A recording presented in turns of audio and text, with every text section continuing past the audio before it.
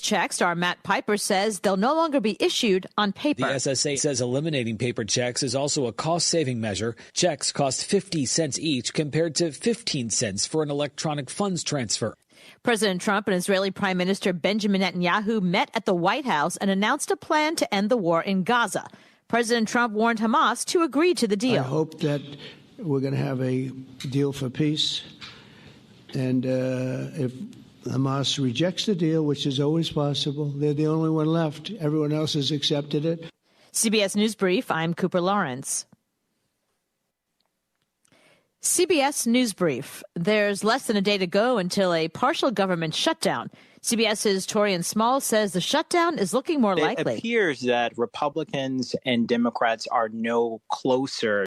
Have you tried all 19 Subway Series sandwiches? All crafted to crave, from flavorful cheesesteaks and chicken subs, delicious Italianos, mouthwatering clubs, to the high-protein deli heroes. The Subway Series delivers maximum crave factor. Get what you're craving for today at Subway. You gotta refresh to be fresh. Hapade Guao si Pauly Suba. Don't forget to catch the Brightside every weekday afternoon from 2 to 6 on Wave 105. From big laughs to big issues, if it's happening on island, we're breaking it down with island leaders, business owners, and you. I want to send so much love to our sponsors, Micropack, Local Jerk, GTA, Sherwin-Williams Paint, Chili's, and Subway. Take a break from all of that shade and join the Brightside on Wave 105. Get double the speed at zero extra cost with GTA Fiber. Experience super fast and reliable fiber internet speeds, now starting at 200 Mbps to 1 gig, with upload speeds just as fast as download speeds and 100 times faster than cable internet. You can enjoy lag-free gaming and clear video calls. Fast is also affordable. Sign up for Fiber 200 for only $70 a month. Visit gta.net or call 644-4482. Terms and conditions apply. You got locked on to Wave 105.1 FM. This is the Talk of Guam. And the Bright Side with Pauly Suba is brought to you by Chili's. Chili's Grill and Bar, that is. Chili's, more life, great food, and memories happen here. We also want to say thanks to GTA. We start with you. Code School of Guam. You can learn, code, and lead the island's first coding boot camp. Your future in tech begins with us at Code School of Guam. And finally, thanks going out to Micropack. You can check them out at any of their 3 locations. They've got 2 in the mall and 1 on Chalan, San Antonio in Tamuning. Your number 1 stop for all your electronics with financing available. Check them out over at Micropack. Here's Energy in 15. Quick power facts from GPA. GPA smart grid technology helps crews respond faster when outages happen. It allows the system to detect issues and speed up restoration, making power service more reliable for families and businesses across Guam. And here's another tip from GPA. Need help with your account? GPA's customer call center can assist with payment plans, account updates, and more. Call 671-647-5787 for friendly support to keep your service running smoothly. Energy in 15 is brought to you by Guam Power Authority.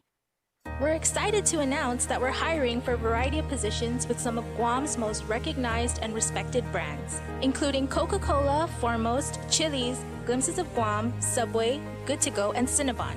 Whether you're just starting out or looking to take the next step in your career, there's something here for everyone. Explore current opportunities and apply today at applynowguam.com.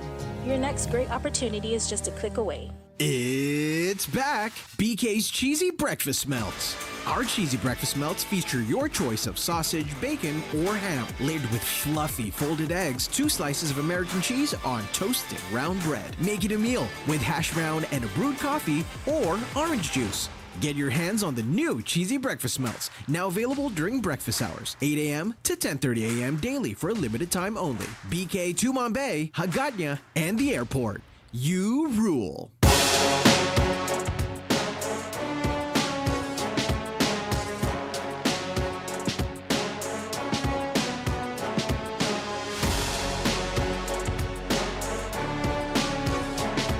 All right, welcome back. The Bright Side here on Wave 105. Biba Matis. It's Tuesday, September 30th. Let me just share a couple releases that came through from Public Health. I didn't know this, but apparently we have the biggest playtime of the year coming up. It's called Village Playtime, Head Start Fun Day, hosted by the Public Health Immunization Clinic. And so this is happening this Friday from 9 a.m. to 12 p.m. at the Dededo Sports Complex. The final village playtime of the year. I didn't even know we had any village playtime. Yeah. But the final village playtime of the year is expected to be the biggest yet. Maybe because I don't have kids in daycare. So probably all of the people that are listening, like, of course, well, been, yeah, we have this all the time. Never called me. That's the problem. So it's the biggest yet, built around the theme physical activity right from the start. Families can enjoy a morning filled with movement, learning, and community fun with Guam Head Start parade of schools and a proclamation signing. They'll have an obstacle course, relays, dancing, block building, and vegetable stamp art. Wow. I never even heard of this vegetable stamp art. Now I'm imagining they're using vegetables for the ink. Maybe they're using vegetables like how we used to cut them into potatoes, like stars. Okay. And then you put the paint on the star. So that's the stamp itself. Yeah. Okay. But you can't eat the vegetables afterwards. Okay. Resource tables and activity stations will be there. Public health immunization clinic will be available on site. You get a $20 gas card per family. Food and giveaways for families who complete the round of activities while supplies last. Children must be accompanied by a parent or a guardian at all times. The village playtime is part of a series of events that have been led by the Division of Children's Wellness through the Guam Preschool Development Grant Birth to 5. So it's the PDG B5 program. So yeah, that's I'm not part of the WhatsApp chat group. That's why I didn't know. I didn't know that they've been doing this. So this village playtime, right? So for more information, you can contact Pauline Camacho. Here's the email, pauline.camacho@dphss.guam.gov.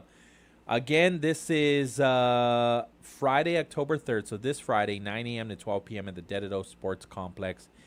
For those that are part of this Guam Preschool Development Grant Birth to 5 program. And the GDOE Head Start program. That's cool. When my oldest was a toddler, we used to, when we, because I lived in the States. You did? He's from States? Jamboree. Do you remember Jamboree? I don't think I've ever had that. Have you heard of Jamboree? Kind of. Is that like when you're doing like all the stuff in the like a parachute and like the maybe I think I know what you're talking about, but it's basically like how gym? Yeah, it's no, it's at malls. Oh, it's like those playgrounds. Oh, I see. But less but they incorporate a lot of learning. Oh, cool. And so if you couldn't afford like daycare, you would take your kid to Jamboree, and they even had like the employees that worked there. I don't know if they had like the full certification, but they focused on learning more than playing. Cool. Like learning is playing. And so when I think of these play days or whatnot, I think of Jamboree because it's focused on learning, but it doesn't necessarily look like the playgrounds that they have at the mall, right? It's not that those aren't bad, right? Those are good too, but they had a whole schedule. Like if you showed up on a Monday, they said, these are the things that we're doing on Monday. Oh. And then on Tuesday, these are the things that we're doing. And you paid for it, obviously, right? Mm-hmm. But I felt as a parent,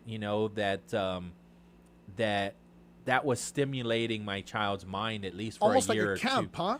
Kind of, yeah. Like a day camp. Yeah. And you either you paid for 1 hour or you paid for 2 hours.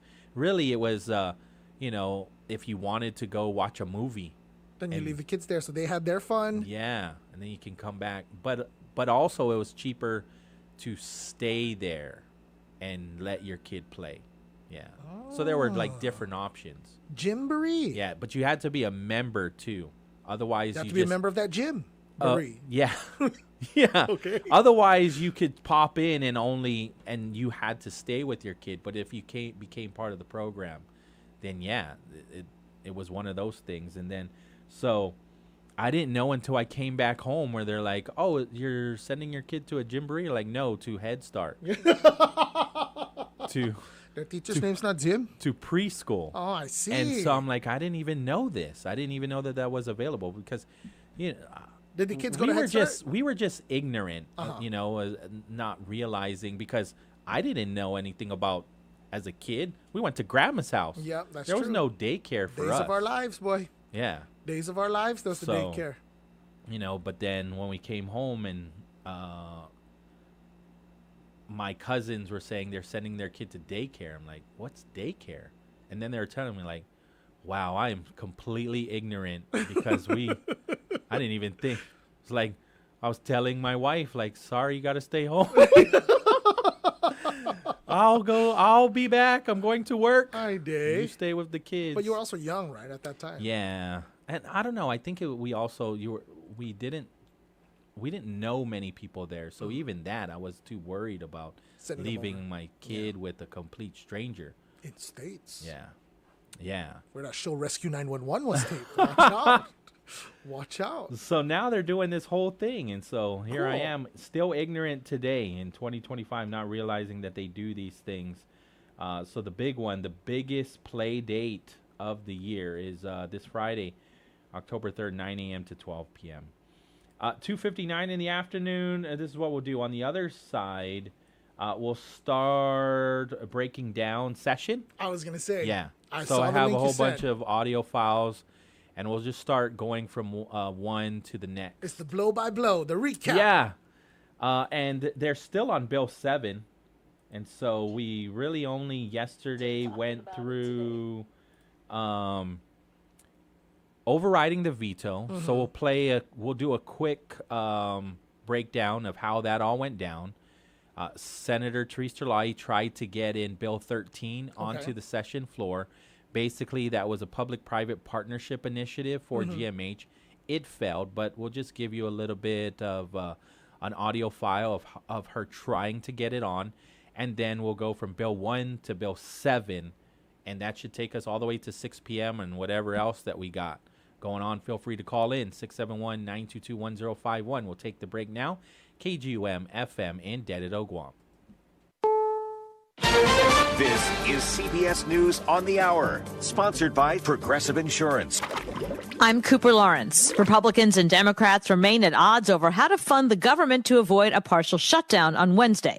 If it happens, what does that mean for Americans? A shutdown could lead to delays in Social Security checks in some veterans' services, along with closures of national parks and museums. But we're going to see, but the radical left Democrats want to shut it down. President Trump has repeatedly blamed Democrats for the stalemate, and the White House has threatened mass firings at federal agencies if no deal is reached. Erica Brown, CBS News, the White House. And those Social Security checks will no longer be arriving as paper checks as of September 30th. After 85 years, the Social Security Administration is transitioning to electronic payments. CBS News correspondent Matt Piper has more. The SSA instead will send benefits through either direct deposit or a prepaid debit card. The agency says paper checks are 16 times more likely to be lost or stolen. But the agency says it will continue to issue paper checks to those who have no other way to receive payments. President Trump and Israeli Prime Minister Netanyahu have agreed to a plan to end the war in Gaza, but it's unclear whether Hamas will accept the terms. Trump laid out a 20-point plan for ending the war and establishing a Gaza governance. CBS's Weijia Jiang is at the White House. President Trump and Prime Minister Netanyahu met for nearly 4 hours before making that joint announcement. And during that meeting, Netanyahu called the Prime Minister of Qatar from the Oval to apologize for launching that attack, which targeted Hamas leadership. Baseball's playoffs begin Tuesday with 4 wildcard matchups. More from sports reporter Erica Herskowitz. First up, the Tigers visit the Guardians. Then the Cubs host the Padres before the Yankees and Red Sox meet in the Bronx, where starter Garrett Crochet will face fellow southpaw Max Fried. When I step between those lines, that I'm competing, leaving 100% of everything I have out there. After the Yanks and Red Sox, the night wraps up with the Dodgers against the Reds at Chavez Ravine. CBS News correspondent Jim Krasula is reporting on intriguing new research involving cannabis. A specially developed extract from marijuana relieves chronic back pain, according to a clinical trial that medical experts are calling the first high-quality evidence that something in the cannabis plant can treat pain. Lower back pain is the leading cause of disability worldwide, affecting more than 500 million people, according to the World Health Organization. Students between the ages of 12 and 17 were among the dozens trapped in the rubble of a collapsed school building in Indonesia. Rescuers ran oxygen and water before pulling out 8 survivors. At least one student was killed. Dozens were injured. This is CBS News. Sponsored by Progressive Insurance. We offer auto, home, and commercial auto insurance, plus a variety of business insurance options. Visit Progressive.com today. Vanity Fair calls BritBox a delicious streamer. Collider says everyone should be watching. Catch Britain's next best series with BritBox. Stream acclaimed new originals like Code of Silence. You read lips, right? And Linley, based on the best-selling mystery series. Say hi, Linley.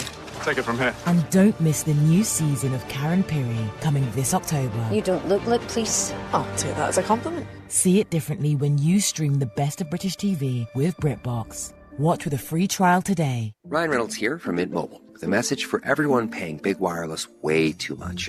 Please, for the love of everything good in this world, stop. With Mint, you can get premium wireless for just $15 a month. Of course, if you enjoy overpaying, no judgments, but that's weird. Okay, one judgment. Visit mintmobile.com/radio.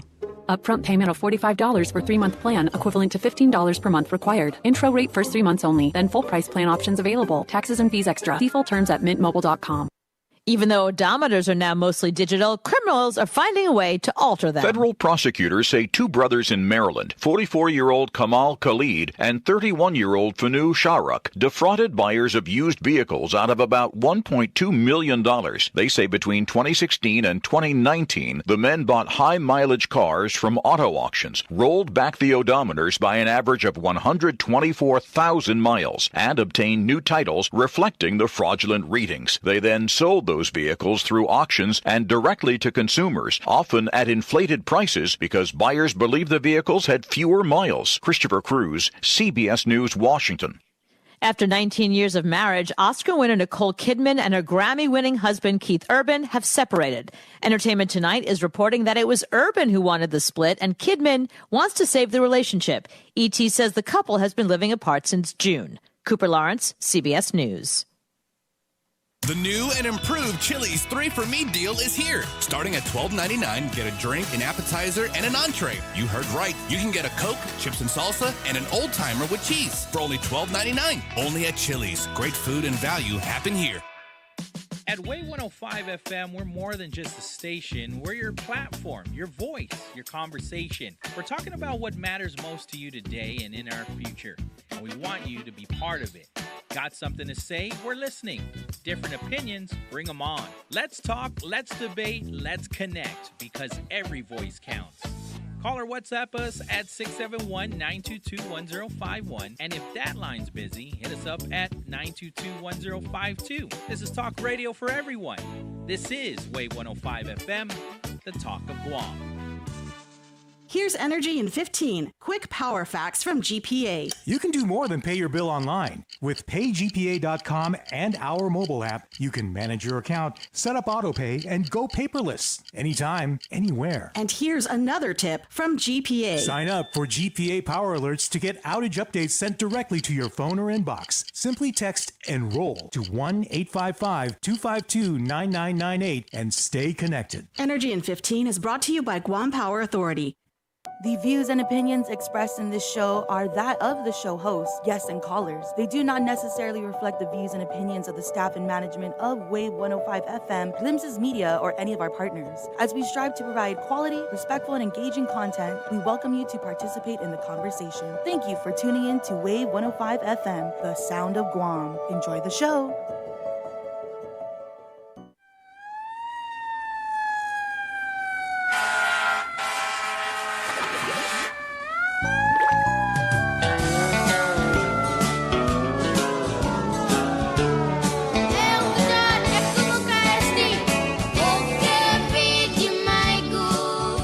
That's what I'm talking about right there, yeah.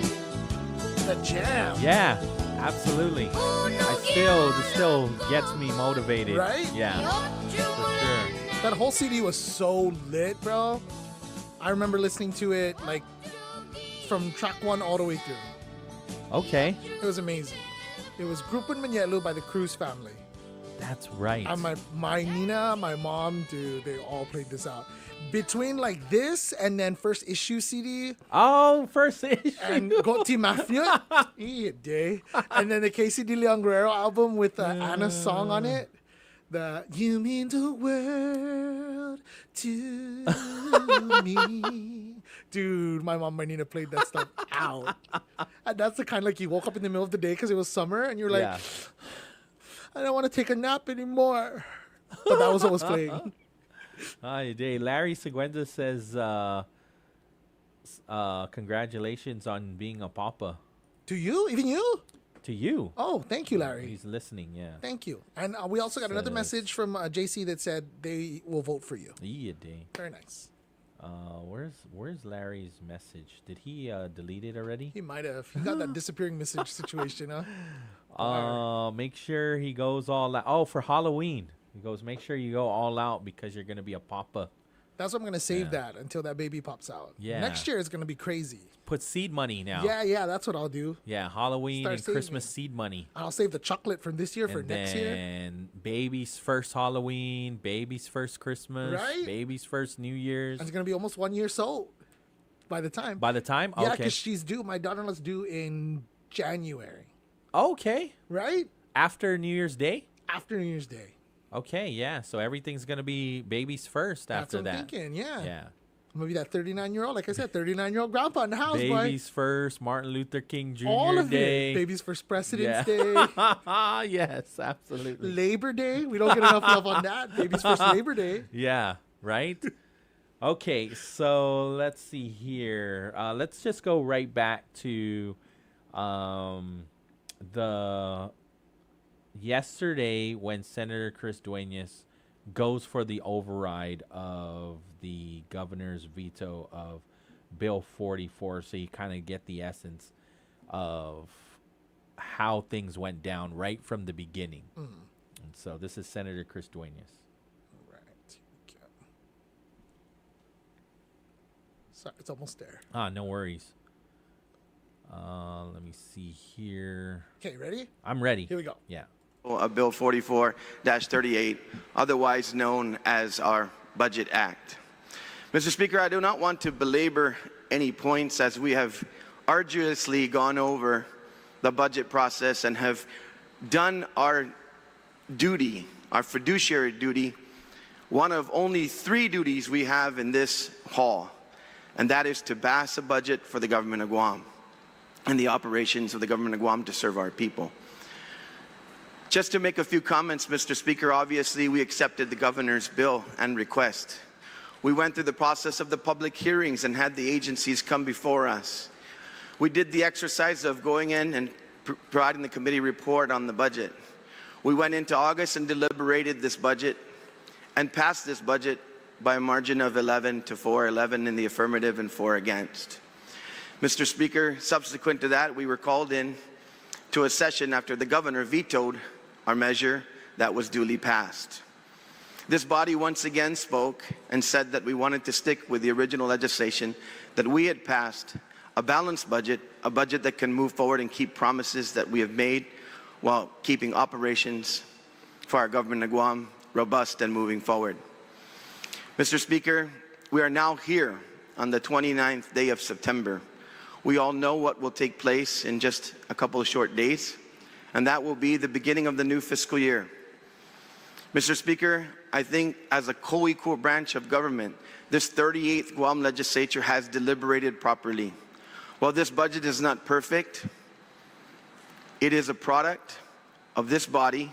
It is a product of 11 members of this body, the majority of this body, and I believe, Mr. Speaker, it is a product that will suffice in the operations of our government, that will balance our obligations to our private sector, and ensure our economy is strong and our government serves well going forward. So with that, Mr. Speaker, I ask my colleagues to please stay steadfast on their votes to override the veto of the governor on Bill 44-38, Sizus Masi. And they did. The same two that voted for it before the governor's veto, Senator Tina Rose Munoz Barnes and Senator Joe San Augustine, stuck with it, right? And so they successfully overrode the veto of the governor's veto. And so after that, Governor Lulian Guerrero sends her veto message, right, saying this immediately strips $40 million for fiscal year 26, and then another $40 million in fiscal year 2027, so a total of $80 million. Actually, it'll be a full $80 million when you roll it back another 0.5, right? And so from the government services, it risks a negative credit action as well, according to the governor, and leaves Guam more exposed amid potential federal cuts and shutdown. Her team says agencies are drawing up continuity plans and how they're going to keep government agencies and their services afloat for fiscal year 2026 and then also for fiscal year 2027. In this budget bill now that is law, gives the governor 50% transfer authority. So those funds, so when one agency becomes in trouble, the governor has the authority to start moving money to this agency to assist. But as you move money from one agency to where? And so I think this is where now agency heads, and I'm not saying that they're not already, but now we're going to see exactly who the agency heads are that knows and is going to fight tooth and nail for their agency. Because that, I think, is where it's going to come down to. It's going to come down to that. It's going to come down to them advocating hard for every penny that they have for fiscal year 2026, and don't move it, because if you do, this is what will happen. And I think you also have to, the executive branch has to do a better job of arguing how important these services are. Not necessarily the people, because the people, yes, I get it. I get that the people are very important in the agency. But for those that aren't in the agency doing the work, those that are on the outside looking in and do not see all of that internal struggle that is happening, all of the back of the house work that is happening within the agency to get you, the taxpayer, the service that you deserve. We're not seeing that. So when your agency is under attack, the director and the executive branch are going to really have to show us how it is affecting our quality of life and the services that we expect every day. Because the argument on the other side is, you've been getting the 5% BPT all this time, and where's the return on investment? We're not seeing sanitary schools. We're not seeing a robust police force. We're not seeing ambulances and fire trucks. We're not seeing clean streets. We're not seeing any impact on drug interdiction. And so that's where the data, everything has to be data driven. And that's where we're going to have to see some of that work and transparency come out and show us. By losing these fundings, what does that look like? And explain it in a very easy to understand concept, because we're not going to understand all of the I don't want to say rhetoric, but we just don't understand all of the sausage making, right? And so if we're already struggling with getting our trash picked up on a regular basis, and you're going to raise the price on our trash, then we better see our trash getting picked up on a regular basis even more. Because if it doesn't, then we're going to say you just rose our... For what? You raised the price on our trash pickup for what? We need to see that return on investment. And so we need to actually see, it has to be transparent. I mean, I have to be able to hold it. Otherwise, people are not going to be very empathetic. They're not going to sympathize.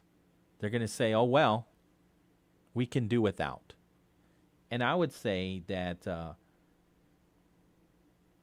when I look into whatever agency that is doing really good work, and it is explained to me, or listen to a public hearing, or listen to a meeting like GDOE when they have it, and it's explained in a manner that I understand, then, you know, I get why you need more funding. I get why you need more support. I get why you're asking for more money. But when a parent comes home and says, my kid barely has any homework, or the test scores aren't as high as they should be, then people aren't going to be sympathetic when you're on the chopping block. I think even the conversation of Teason High School, when you listen to the Teason High School students and the stakeholders fighting to keep Teason High School open, even though it's just rumors, that it's not actually, no one's talking about closing down, but if they just hear that they're under attack, they're going to be very concerned. But here's the thing. When they start to look at, when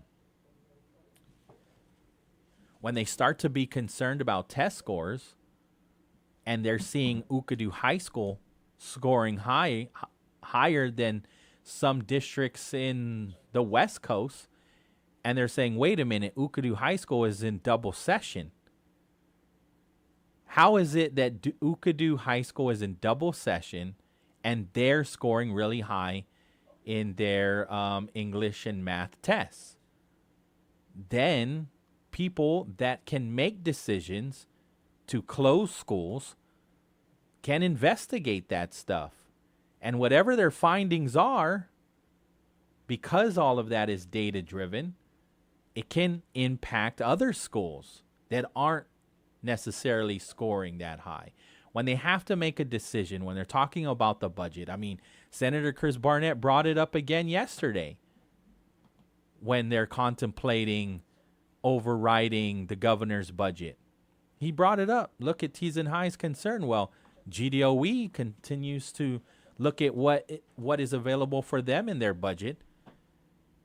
And if they have to make cuts, where are they going to cut? Well, they'll have to look at whatever agency is not performing. And I would also say that this 38th Guam legislature that is Republican-led is looking for high performance. They are going to look, are you providing the service that we expect? If not, we're not going to give you the money. Rand's on the line, the OG himself. Half a day, Rand. Rand, you're on the air? Hey, Chief.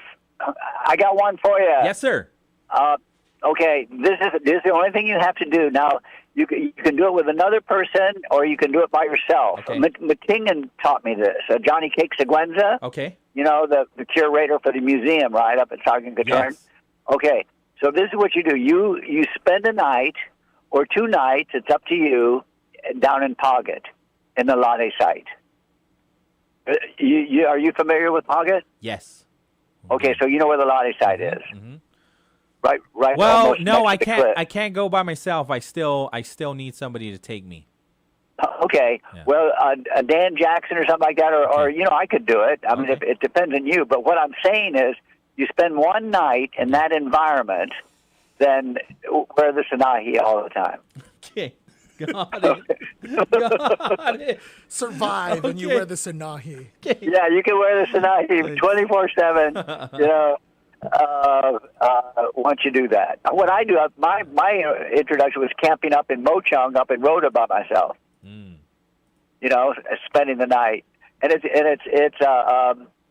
very cleansing. You know, and the only thing you ask for from your ancestors is the simplicity, because that's their greatest gift, is the simplicity of life.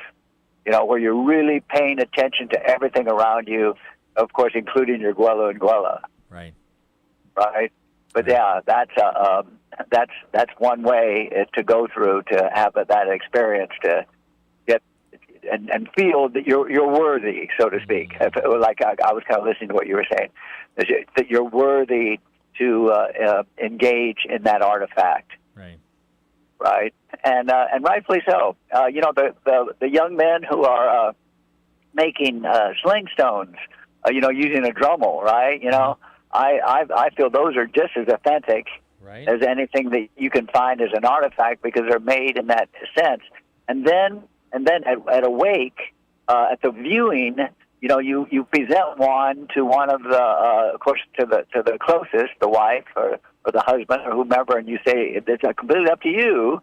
You know, if you want to place this on the chest of the deceased, it's completely up to you, of course. Right. But that's something to send them off in that realm. Right. That's a token of the Chamorro heritage, because we know how many digs where they find jewelry, or they find sling stones or sanahis or spondyluses or whatever, you know, that are buried with the ancestors. Right. Yeah. Right? Okay, anyway, so that's my suggestion, hometown. So whenever you're ready to do it, I got all the equipment. I even got jungle hammocks where you can go to the deepest, darkest jungle, and it's screened in, and you're not going to get wet. It's covered all the way around. I got all that kind of stuff. Or just you and your wife. That's a big one. Yeah, I think just you and your wife go and do it. I'm sure she'll be my tour guide. There you go. go. Sure. Okay. Well, I got the equipment. I got all the camping equipment. You know, whenever you're ready. Thank you, senor. Okay. You're welcome. Love you, bro. I love you. Guaiza. Bye-bye. Adios. 3:25 in the afternoon. Okay, and so when we go back to, now that we know Bill 44 is going to be our budget, what's in it, and how we can move forward. However, apparently Senator Chris Duenas is calling the governor a Tyrannosaurus Rex. Yeah. Really, I missed that one. We don't want any Tyrannosaurus Rex here. Tyrannosaurus Rex. The tyranny is over. That reminds me of my grandma used to call all video games Nintendo. We don't want to play no Nintendo here. So former Congresswoman Madeline Bordalio and former Lieutenant Governor, right? She sent her own op-ed to the media, right? And so we published this one on the MBJ, Mariana's Business Journal. Tyranny was real. Don't cheapen its meaning. As someone who has served in the Guam legislature and as Ricky's partner in a life dedicated to public service, right? She's our first lady. I know well that partisanship and principle often lead to passionate political disagreements. In those days, we argued fiercely over ideas and priorities, but there was still boundaries of respect. Words like tyranny were not thrown carelessly into the debate. That word carried too much weight for our generation. It was not an abstract talking point or a clever political barb. It was the lived experience of our friends, our neighbors, and in many cases, our families. Tyranny was the Japanese occupation of Guam, when families were forced from their homes, when people marched barefoot to camps in Jigo and Menengan, when farmers were beaten for keeping food for their children, and when innocent men and women were executed or brutalized for acts of quiet resistance. Tyranny was fear, hunger, and violence suffered daily by those who endured those years. That is why I find it troubling to see the word tyranny used today in the context of a budget debate. Senator Duenas is free to call his opponents names. He is free to declare himself the lone savior of the oppressed. That freedom is not tyranny. It is democracy. It is the very system we inherited because others before us fought and died to free this island from real oppression. While I applaud the passion my colleague brings to his convictions, I would urge him and all of us not to let passion blind us to who we are or what we have been through. Words matter. They carry history. And if we are to honor the sacrifices of the generation that lived through tyranny, then let us not cheapen their suffering with careless comparisons. In this democratic republic, disagreement is an inevitable part of the process. That is not tyranny. That is freedom. And for that, we should give thanks. Wow. We learn from our elders every day. I'm telling you. Right? And she's going strong. Gutierrez Bordalio. I remember that. People are calling on Carl Gutierrez again to run. Hey, if everybody else is running, you should run. We all need the sunshine back. He released a statement, right? Didn't he? He said he's not. Yeah. So last Friday, too, I had asked him, hey, people are calling into the show. Miss Kittigua called in, or what are your thoughts? And so he responded by sending me the same exact letter that was sent to the media, right? Yeah. So I read a little bit of it. And, so apparently in there, he says he will always be advocating for the people of Guam, but he won't be running for governor. And so I'm thinking, well, maybe lieutenant governor? It's a crowded space already, right? There's a lot of people running. Yeah.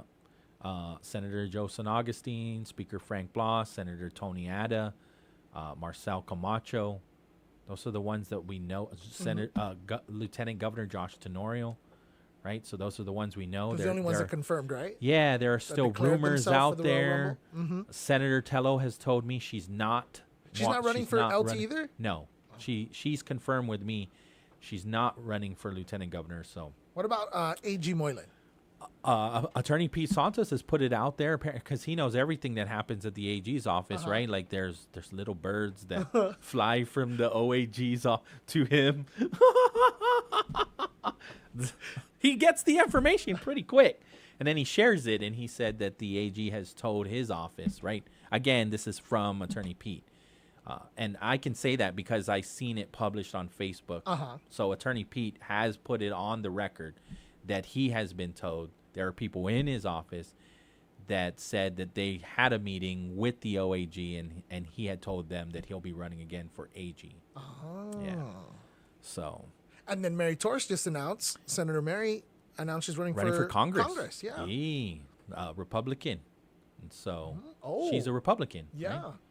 Chief Justice. So the one thing people are all saying, wow, so the Republican Party must not have a lot of trust in Congressman Jim Moylan if somebody that strong from the Republican Party is stepping going to go up against. My thing is Chief Justice going to retire? I think you may be. Because that's the question that came up. I'm like, if she's running for Congress, why wouldn't he want to go with her to D.C.? To D.C., yeah. So he must be planning his retirement. That's the first thing that when I saw that letter, I'm like, Chief Justice might be retiring very soon. What about it? Yeah. I mean, is there anybody else who's declared for Congress? Congress for the Democratic side?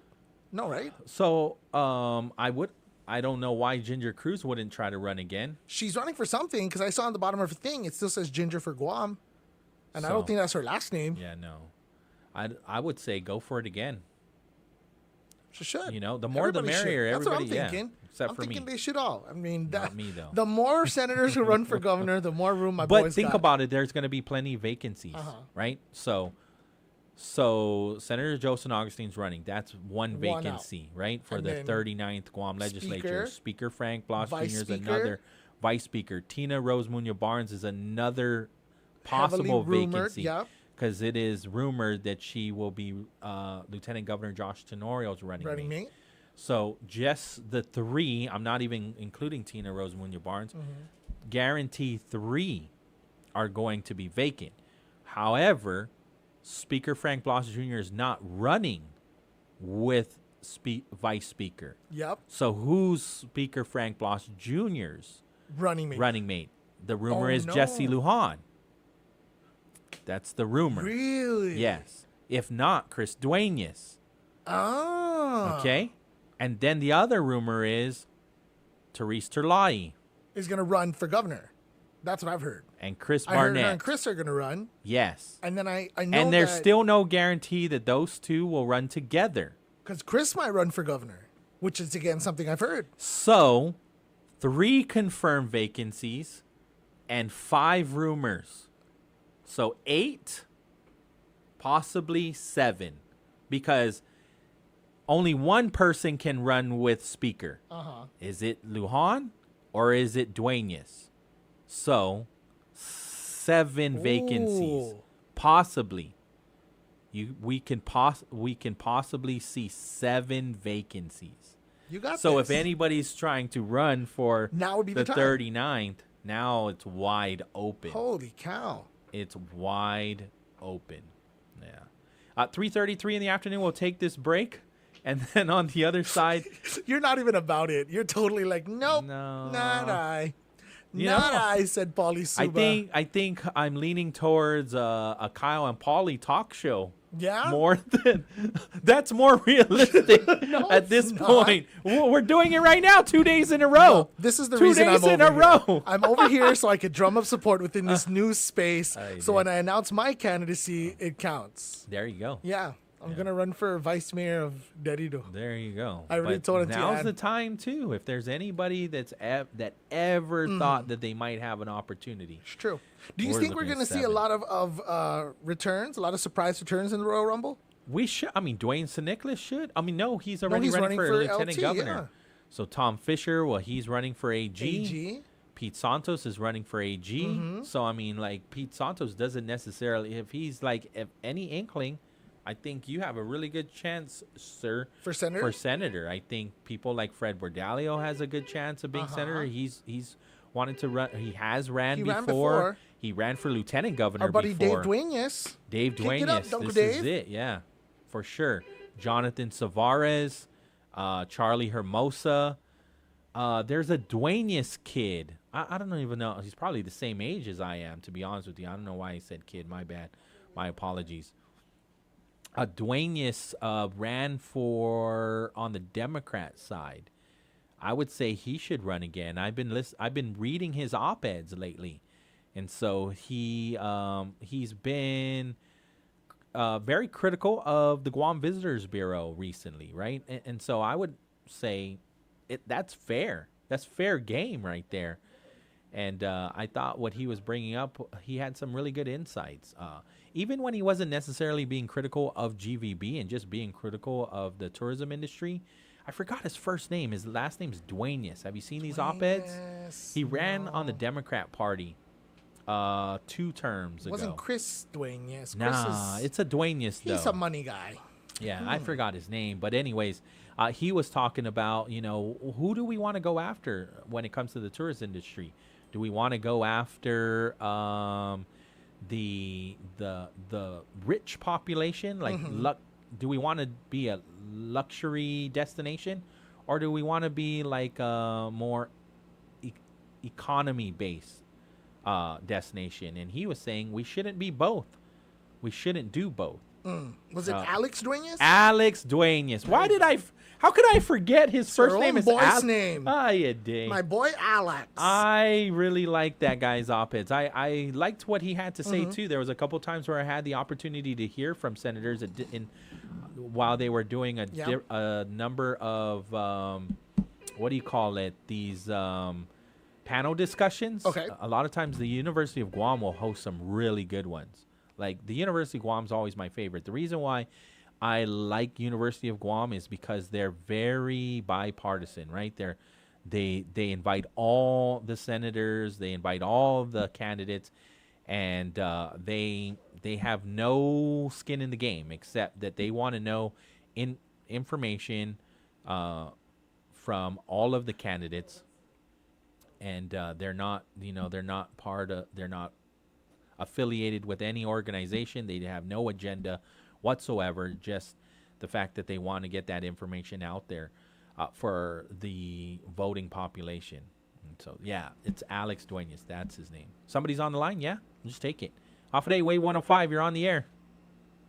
Yes, Senator Pauly Suba, please. Oh, you dang. Viva!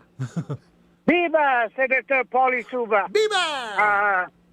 My dear people of Guam, like the old saying from a Senor. great friend of mine, I say, if you don't vote for Pauly Suba for senator, we all lose. Wow, Uncle, I like that. Let's keep that.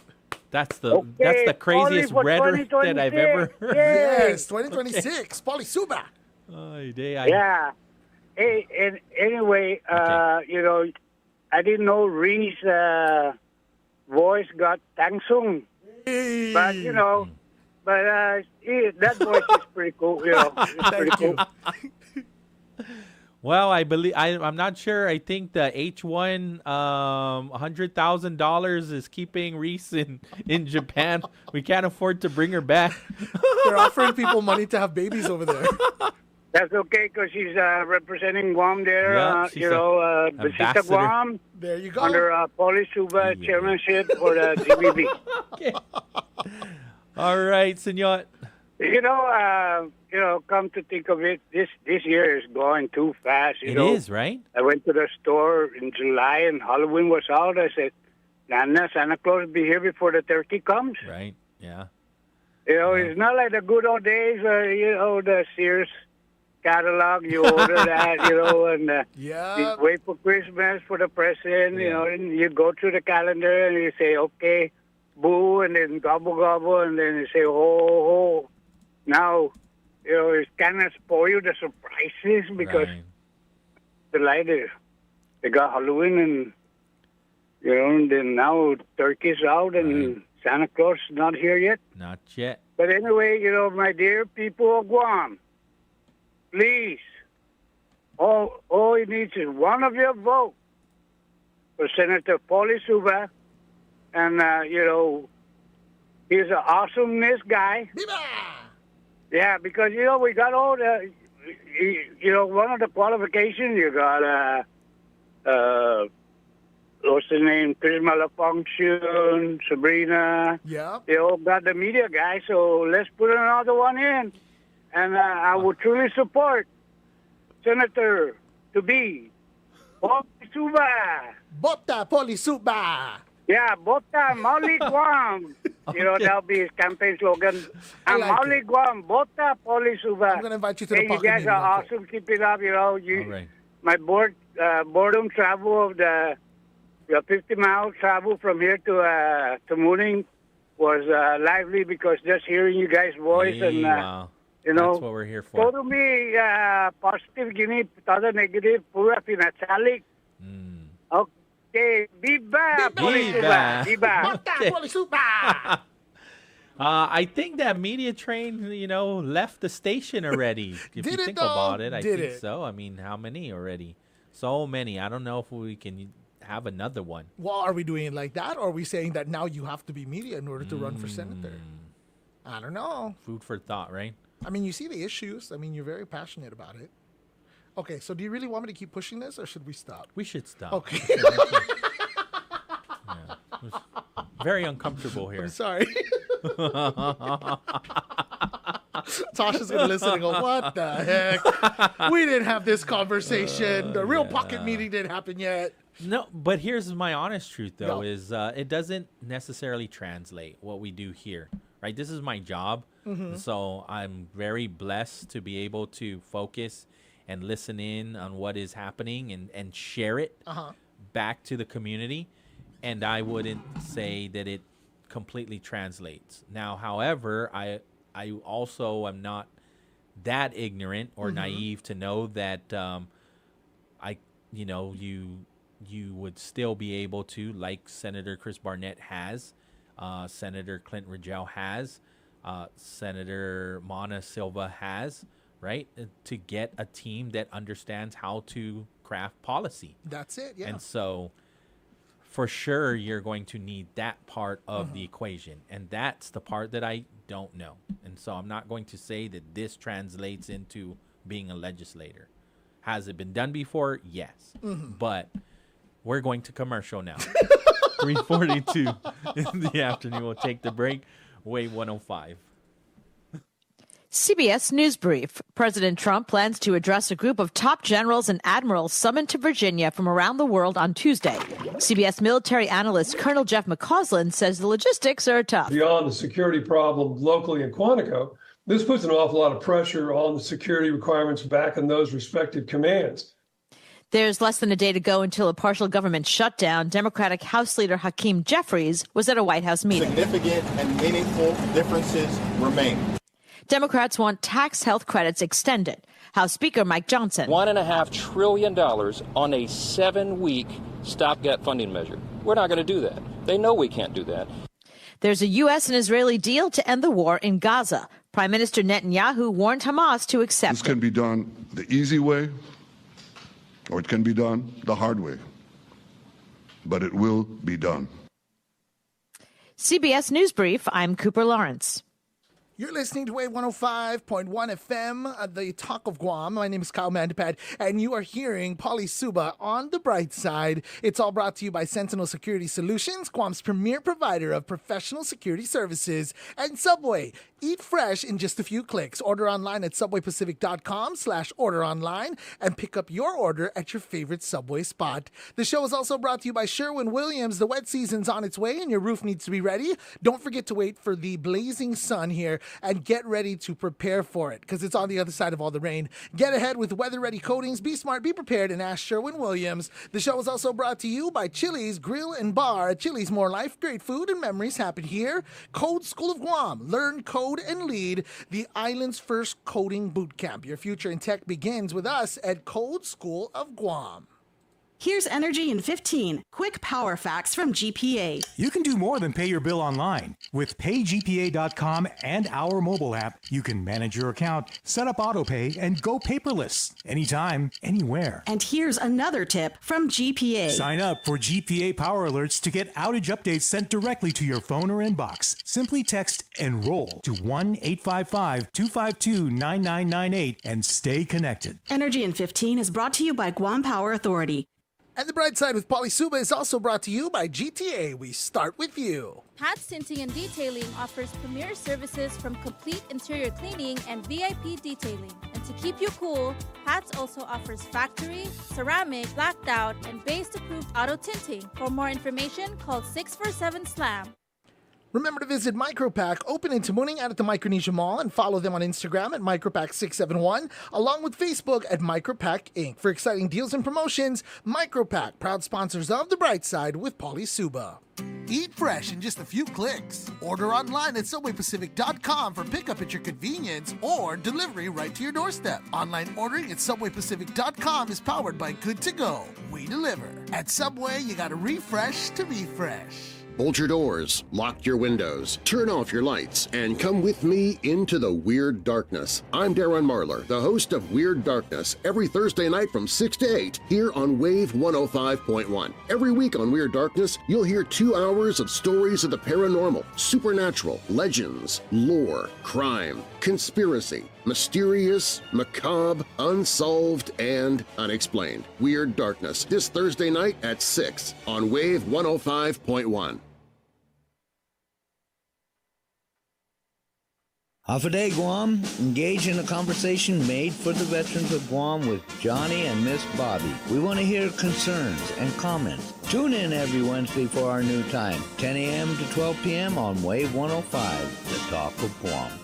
The views and opinions expressed in this show are that of the show host, guests, and callers. They do not necessarily reflect the views and opinions of the staff and management of Wave 105 FM, Glimpses Media, or any of our partners. As we strive to provide quality, respectful, and engaging content, we welcome you to participate in the conversation. Thank you for tuning in to Wave 105 FM, the sound of Guam. Enjoy the show.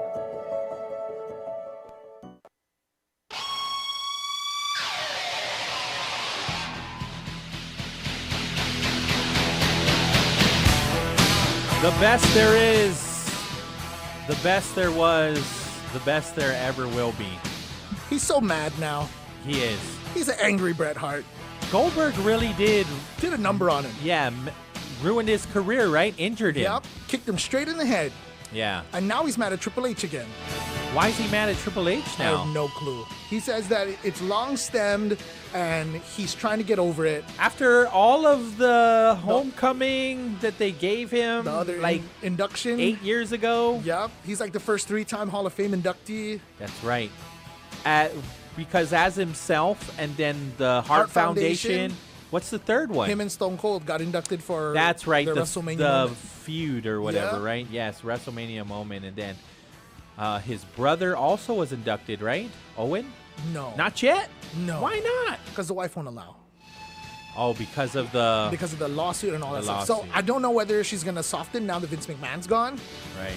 But the dad has been inducted Stu Hart into has the been Hall of inducted. Fame. The British Bulldog, who's the brother-in-law, Yes. inducted. Jim Neidhart, the brother-in-law, inducted. That's right. I can't wait for that Hart Foundation movie.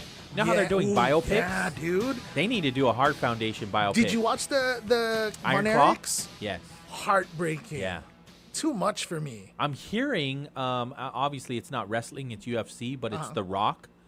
On The the smashing Smashing machine? I I'm heard that hearing was that good. that's going to be good. Yeah? Yeah. And then I heard that the people who did the Von Erich movie are also doing a Macho Man movie. They are? It's going to be called Macho.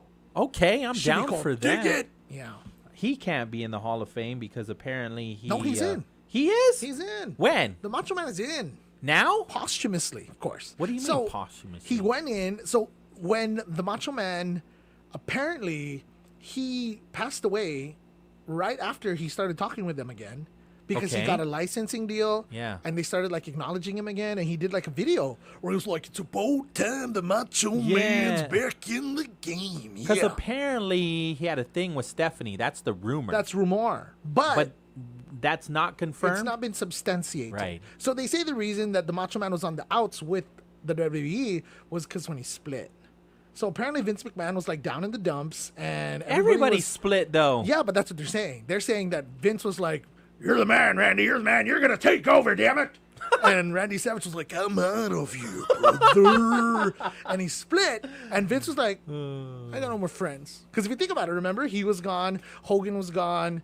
And they say that's when he started listening to like all these young people because the Macho Right. Man split. And You know what I never understood, and you probably explain it best, right? Is okay, so Razor Ramon and Kevin Nash, Diesel, right? Uh-huh. They're part of the clique with Shawn Michaels and Triple Yep. H, and they started hanging out together outside. Mhm. And so that was where all the other wrestlers were like, you can't do that, man. Yep. You guys, Killing the Triple business, H and King. Shawn Michaels are fighting Razor Ramon and Yeah. Diesel. You guys can't be hanging out. Mhm. And so the word was that Diesel and Razor Ramon are leaving to the WCW. And they did that whole thing in the ring after, and The they curtain call, held King. up hands and hugged each other. Yep. Why did Triple H get in trouble but not Shawn Michaels? so according to what I heard, I'll use my Jim Ross voice for this one. I heard that it was because Shawn was already champion. So how are you going to punish the champion? And because they say that Shawn was like Vince's favorite. Like, Yes. that was his querido. Yes. So he wasn't going to get mad at Shawn Michaels. Come on, King. What's going on? Let him go, damn it. Let him go. You don't do that. So that's what they heard. So then they got mad at Triple H. But all is fair. They all came back anyway. They all did. They all came back. But so I don't remember Macho Man making it into the Hall of Fame. He did. So he went in the same year that Kevin Nash went in. Bruno Sammartino Man, I went gotta in. go back and watch that. I think Mick Foley went in that year too. Okay. There was a bunch. I think that was the year Medusa also went back in. Okay. So she's back too, and she threw the championship in the trash. That's right. Mm-hmm. That's right. Oh yeah. Yeah. So word is he was supposed to come back, and they even said that he negotiated. If you remember, like in '99ish, '98ish, after WCW was already getting beat down, apparently Savage left WCW and he was done. And then he even went, and they said he had meetings with Vince, but they couldn't agree on the coin and what he was going to do because when he came back, that's when he was like super roided out. Yeah. And he had Gorgeous George. Right. So I guess Vince just didn't want any old people jumping around anymore. And Randy Savage was like, too hot to handle, too cold to hold. Yeah. So that's what happened there. I love him. The Macho Man? Yeah. Heck yeah, bro. So at one point, though, he was injured, right? And that's why they went and let him do commentary?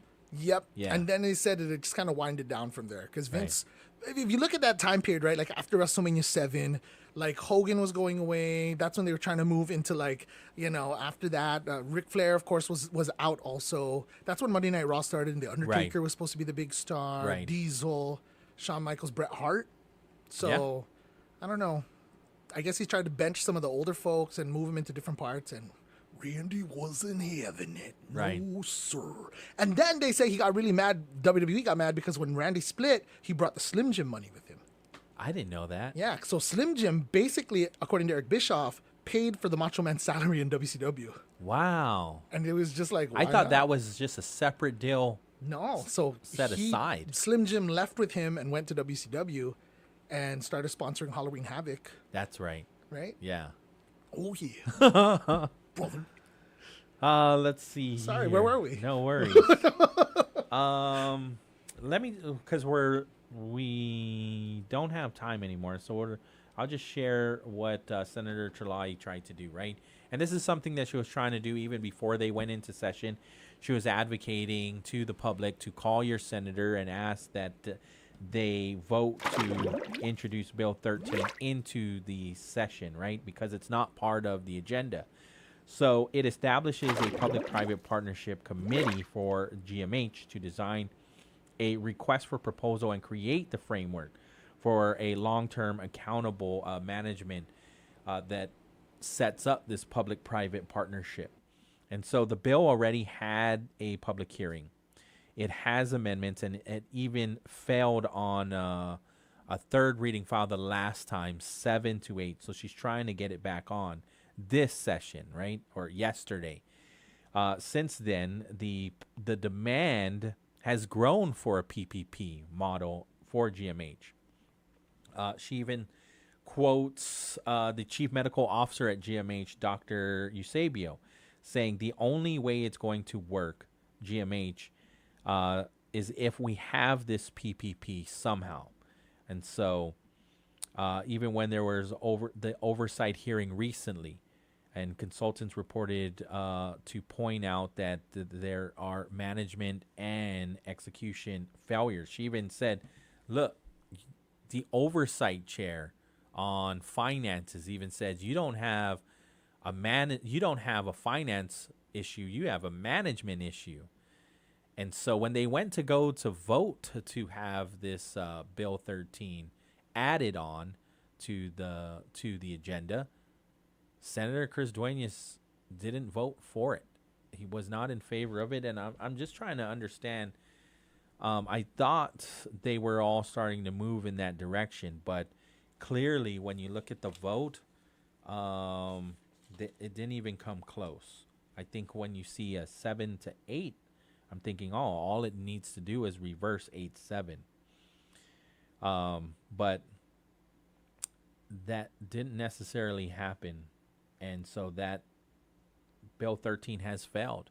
And I don't know where they're at, if they're going to go to the drawing board and reintroduce another bill, or if Senator Therese Terlaie can try to reintroduce it later. Let's see here. She advocates too because on GMH's track record, she said subsidies in the past, $30 million in the 37th legislature, and then $20 million for ARP funds failed to fix problems. Half of the ARP funds were even redirected to GMH, not obligating them on time, were redirected away from GMH. And so even Senator Chris Duenas, who previously voted against the PPP, has on the record stated that GMH needs more and better management resources.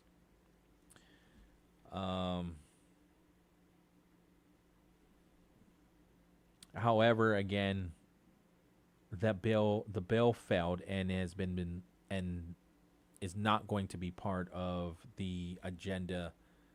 I think we're still only on like Bill 12. If I look at the legislature, they went all the way till this afternoon, lunchtime, to even debate Bill 7. I haven't been tracking this afternoon to see what happened with Bill 7. I imagine it passed, though.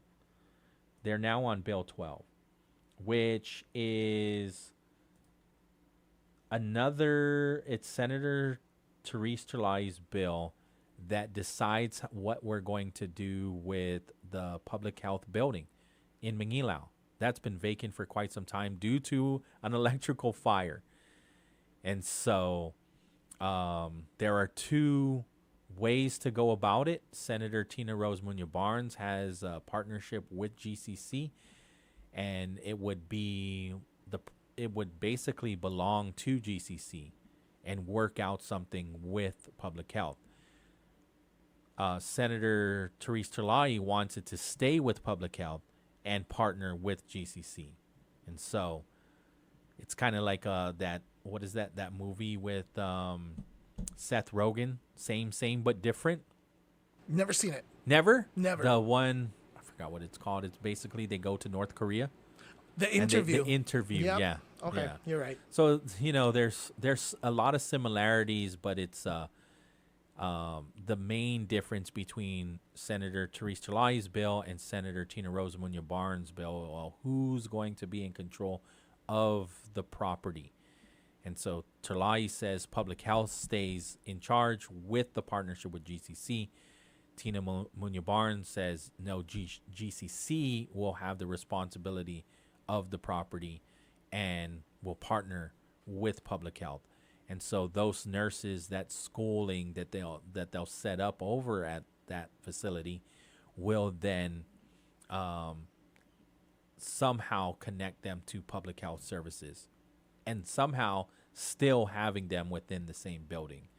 Now, the thing about GCC is they've got a pretty good track record of building facilities, and a pretty good track record of maintaining them. However, though, not to say that it's not, that it doesn't come with some barriers, because when I go and look at the forensic lab over on the GCC property, yep, it's vacant still. Yeah, they're still waiting on the. They're still waiting on some things. Oh, wow! I didn't realize. Yeah, it's a beautiful building. It is, and I've even toured it too.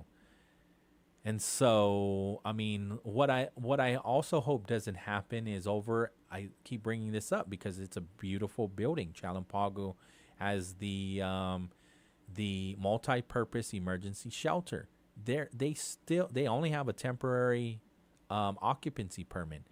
They still need to do some things, and the worry is that hopefully they have the proper funding to even maintain just general operations.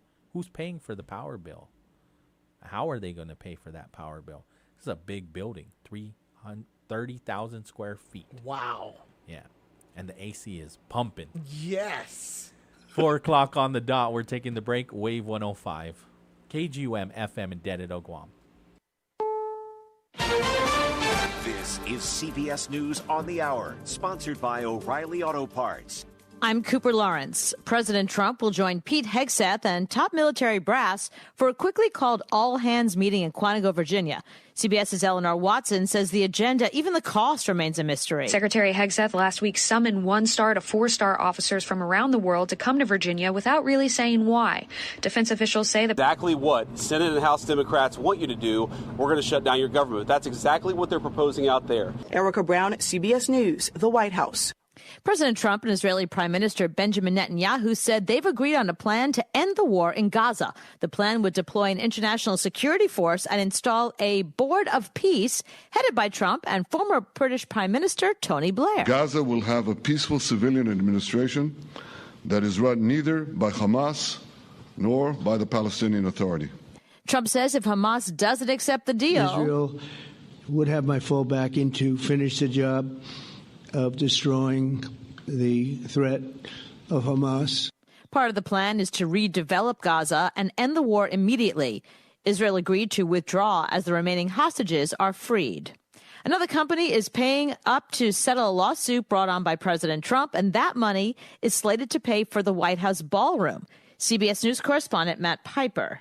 YouTube has agreed to pay nearly $25 million to President Trump to settle a 2021 lawsuit that he filed. It was after the site suspended his account in the wake of the January 6th Capitol riot. That makes YouTube the last of the three big tech social media companies he sued to settle over his removal from their platforms. The others were Meta and then Twitter. YouTube held off on reinstating Trump's account for more than 2 years. It's the end of dial-up users for AOL. The company is pulling the plug after more than 30 years. CBS News tech contributor Ian Scher says the service may be fading, but the company lives on. AOL's dial-up internet may be going away, but the company still lives on, offering email, ID protection, and desktop support for paying subscribers. This is CBS News.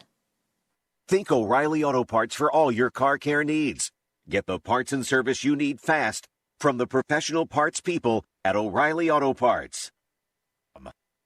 This message comes from Viking, committed to exploring the world in comfort. Journey through the heart of Europe on an elegant Viking longship with thoughtful service, destination-focused dining, and cultural enrichment on board and on shore. With small ships that bring travelers closer to the destination, there's more time to explore. And every Viking voyage is all-inclusive, with no children and no casinos. Discover more at Viking.com. Vanity Fair calls BritBox a delicious streamer. Collider says everyone should be watching. Catch Britain's next best series with BritBox. Stream acclaimed new originals like Code of Silence. You read lips, right? And Linley, based on the best-selling mystery series. Say hi, Linley.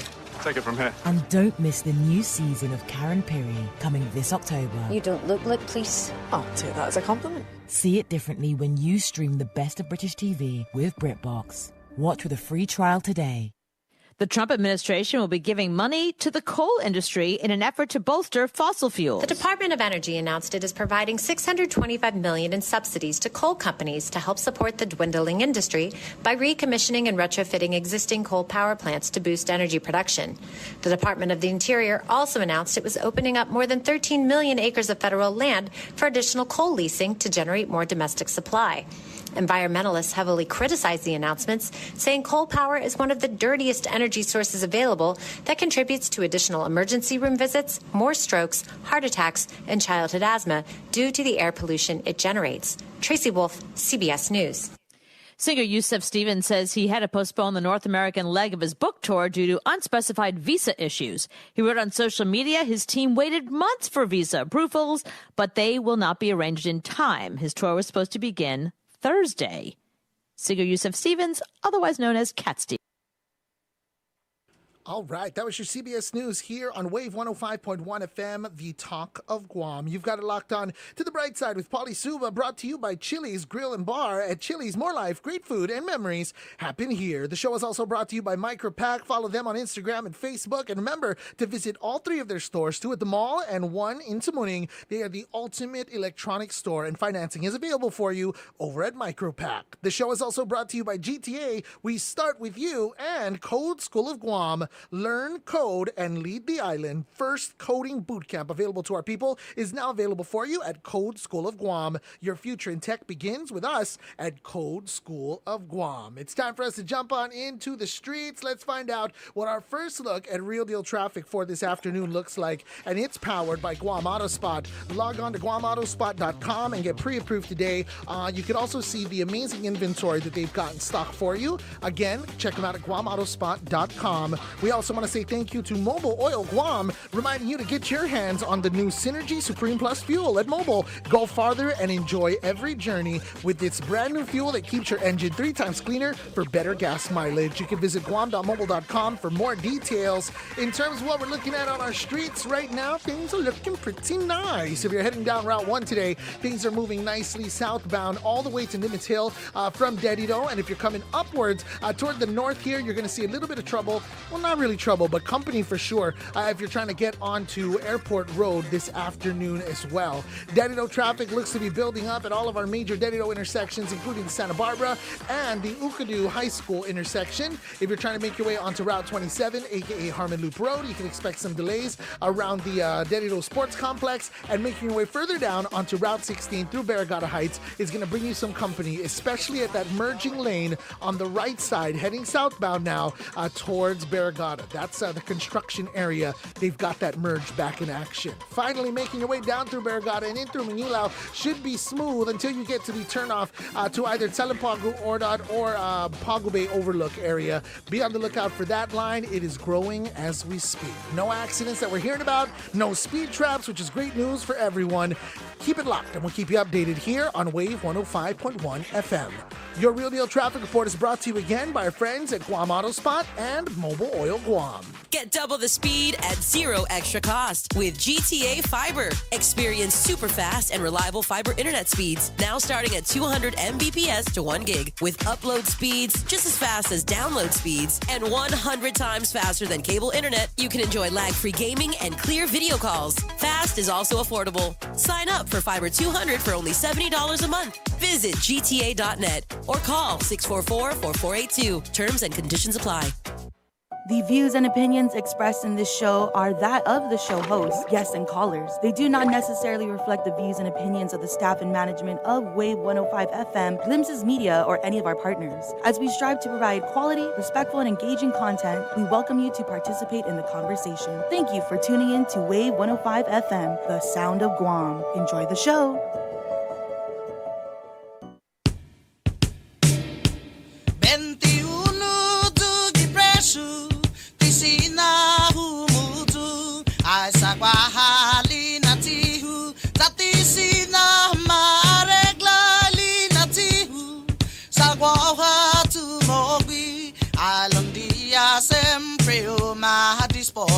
Heck yeah. Viva Matis. Tuesday, 4:09 in the afternoon. Some more rock and roll. That's what it's all about. Digging it. Right? Digging it. Yeah. We need to learn how to dance like our elders did. The jitterbug. All of it. Right? Do you remember being mesmerized by our manamko and the way they were dancing back in the olden days? They're still doing it over at the Tomorrow Village on Wednesday night. But they're not getting any younger. We're not getting any better. Yeah. You know, as speaking of that, the last time I was there was maybe like 2 weeks ago, and it is like, when I first saw it, I'm like, oh, they're together, but they're not. They're just like they just show switch up partners, you know, like I'm down. Yeah. They make eye contact and they both. And they both go up on the dance floor, and then also the visitors, they're inviting them to go on the dance floor with them. Yeah, it's a blast. I hope they're getting something. I hope they're getting, you know what? They should be at least getting like water. Because honestly, the Manamko down at Tomorrow Village, they bring the party. Oh, they're bringing everything, though. They're bringing the water. They're bringing the food. They're reserving seats at 2 p.m. in the afternoon. True. That's true. Some of them start at lunch. And then I see Auntie getting ready. She's putting the extra stuff in her hat. I'm like, whoa. If you show up at 5 p.m. thinking that you're going to get a table, you're not. And I'm not mad at it. No. This has been that's their gangs, right? That's their hangout for many years. And some started coming down to the Tuman night market also. I don't know how it was for you. I don't know if they got the anime memo, but there was a good amount of people who started to make their way down to the Tuman night market. It was a blast. Wasn't it was a lot of fun. Yeah, thank you for delaying your trip. No, thank you for always being there for me. It was a lot of fun. So GVB, they did a ramen eating contest. Awesome. So Rice and Ramen hooked it up, right? And so there were 3 people that competed. One was a military member, and he was just happy to have free ramen. Dude. He was still on bowl number 1 when the other 2 contestants were already on bowl number 3. Wow. Yeah. And so that was a lot of fun. Eric won. won that one. And then they had a cosplay competition, right? And so we had a decent amount of people that did show up.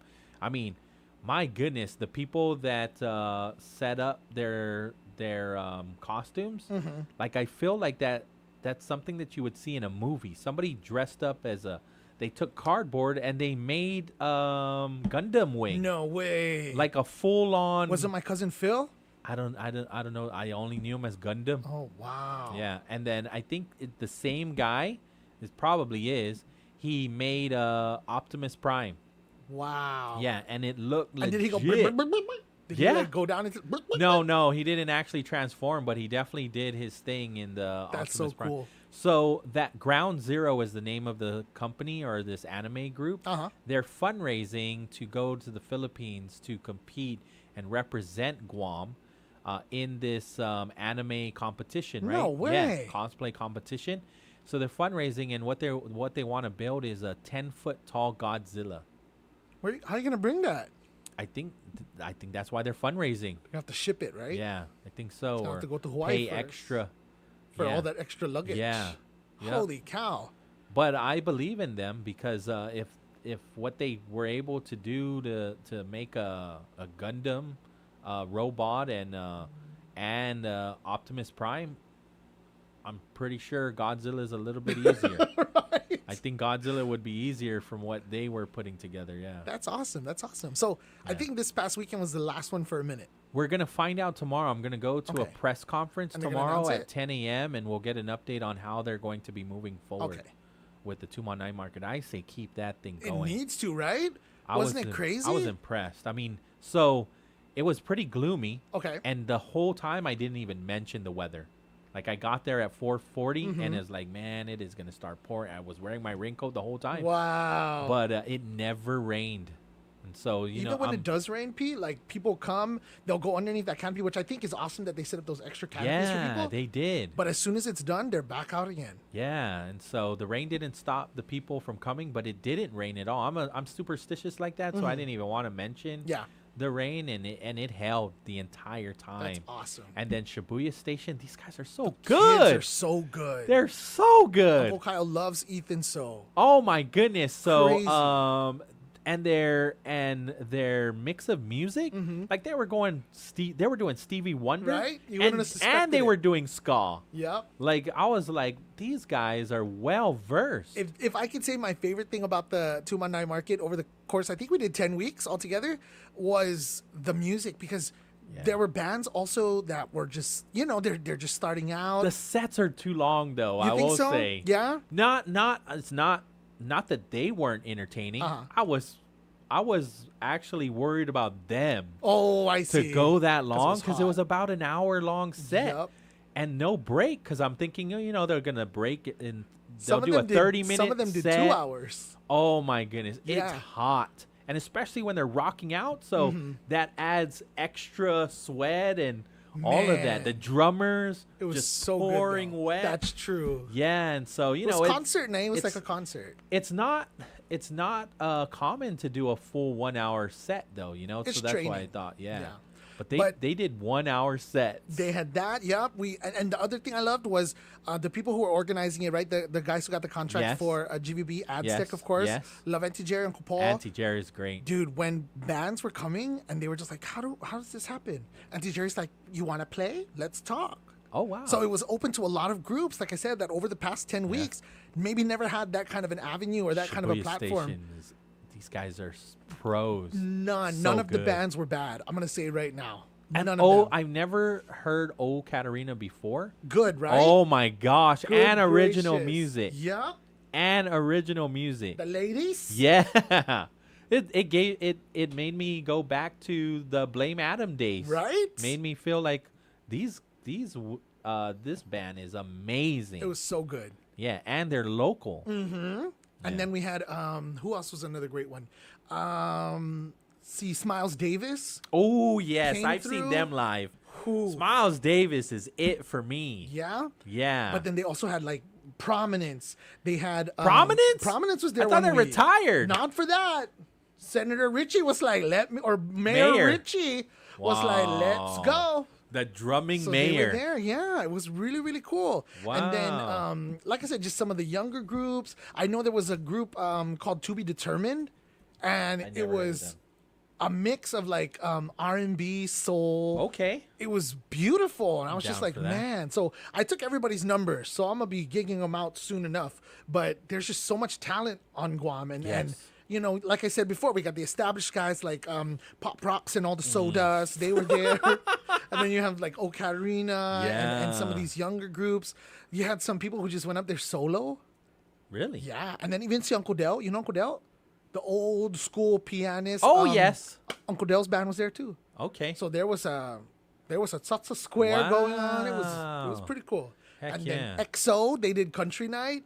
Okay. Joy Yeah. and the group, man.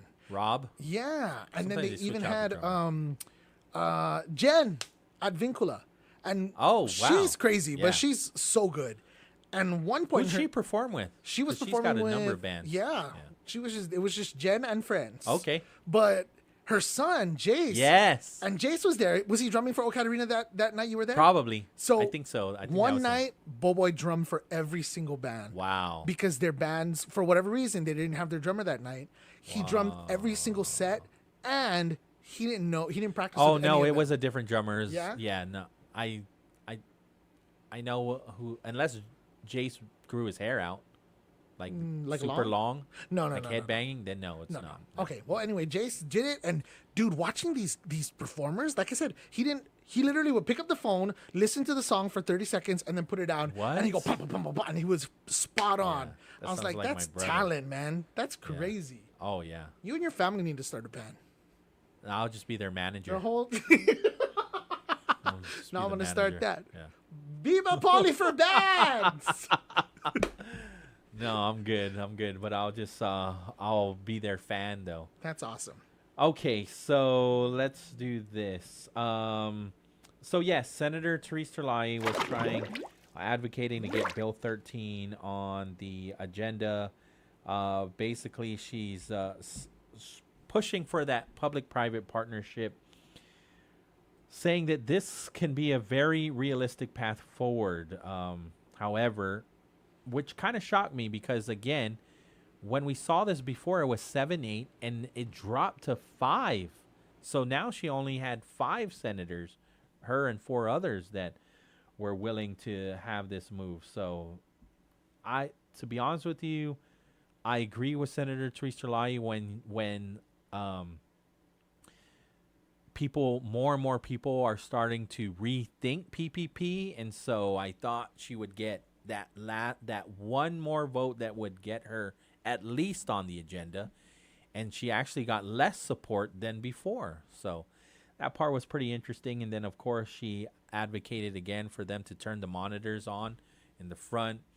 And so she's saying, how come only the one in the back works? Why can't we turn on the front? And we never got a real reason, a valid reason. Why can't you turn the ones on in the front? Mm-hmm. And so Vice Speaker Tony Atta goes, you only want it on in the front so you can count votes. And Senator Therese Terlaye said straight up, exactly. Wow. Exactly. That's why I want it on. You're correct, sir. Mm-hmm. I want them on so I can see who's voting. And then that was that. So we move on to Bill 1.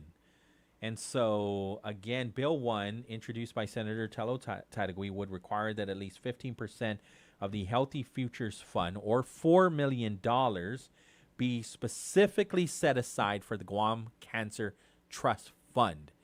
And we spoke about it yesterday, but I wanted to just give you the essence of what Senator Tello Taitagui is wanting to do with this bill. And we'll play her opening statement. It's at 1 hour and 35 minutes. And then we'll play a couple other audio files that advocate for this Bill 1. And keep in mind, it's the very first bill to be introduced in the 38th Guam legislature. However, here we are 9 months later, and it was kind of confusing to see or to wonder why has it taken this long to actually get on the session agenda. And so, regardless, it's finally here.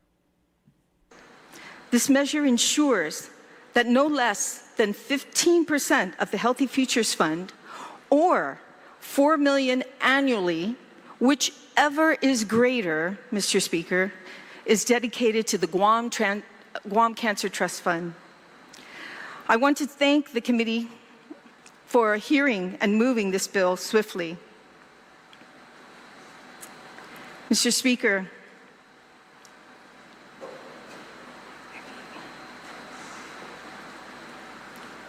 I'm sorry, it is glitching.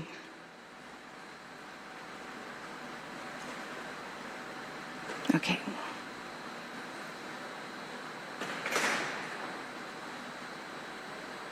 Okay, thank you, Mr. Speaker. Mr. Speaker, for decades, Guam has carried the heavy shadow of cancer. Our history is filled with stories of exposure, toxic residues from military waste buried in our soil, veterans who patrolled bases drenched in Agent Orange, the silent fallout from 66 nuclear tests in the Marshall Islands that reached our shores, our people. And just recently, we have become aware of contaminant water in Jigo, poisoned with dildrin. Mr. Speaker, the toll is unbearable. Every 2 to 3 days, we lose one of our own. Guam suffers the highest rate of lung cancer per capita in the world.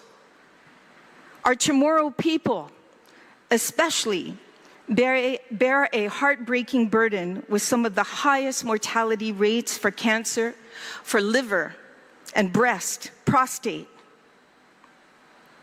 Cancer is the second leading cause of death, stealing 1 in every 6 people that you would know. 1 in every 6 person that you know is taken by this deadly disease. Mr. Speaker, what has the past legislatures truly done?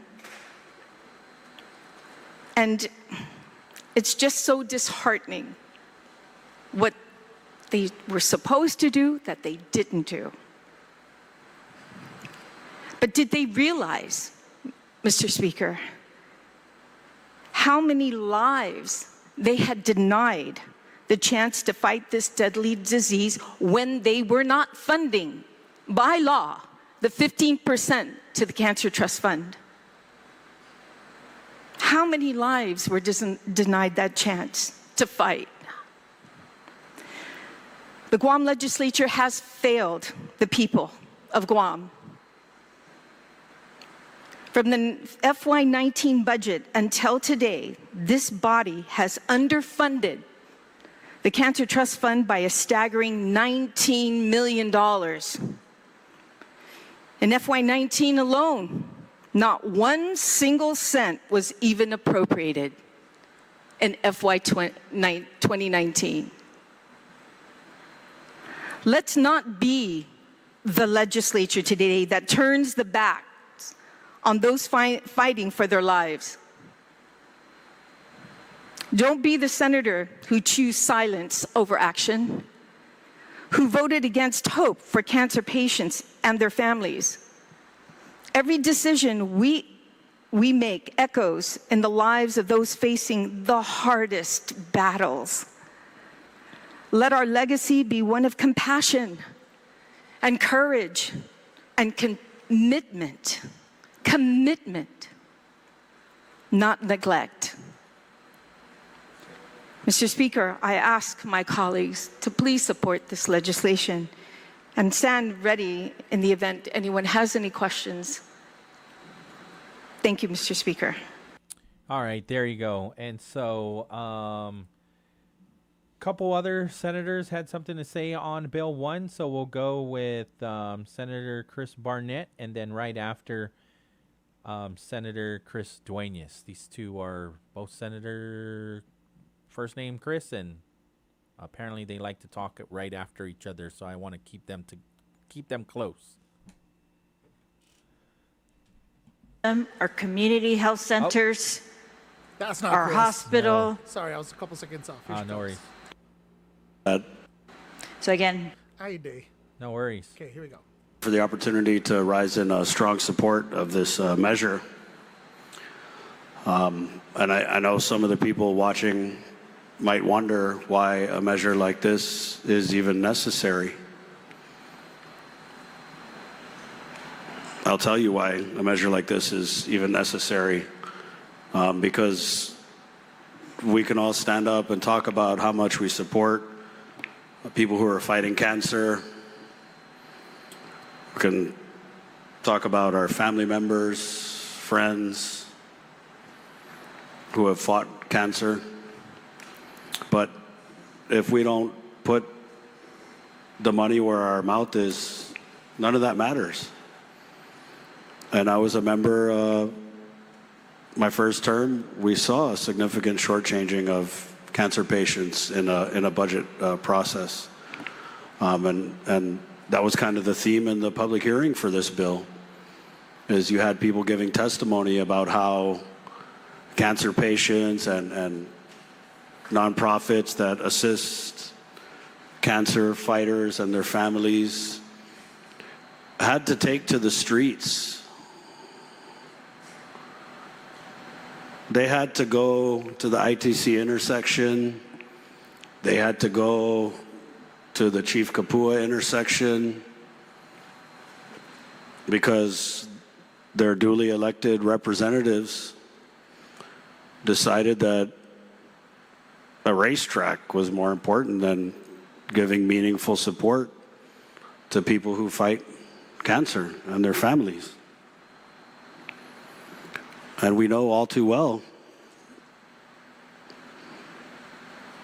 how critical and crucial the assistance that these funds with the Guam Cancer Trust Fund are to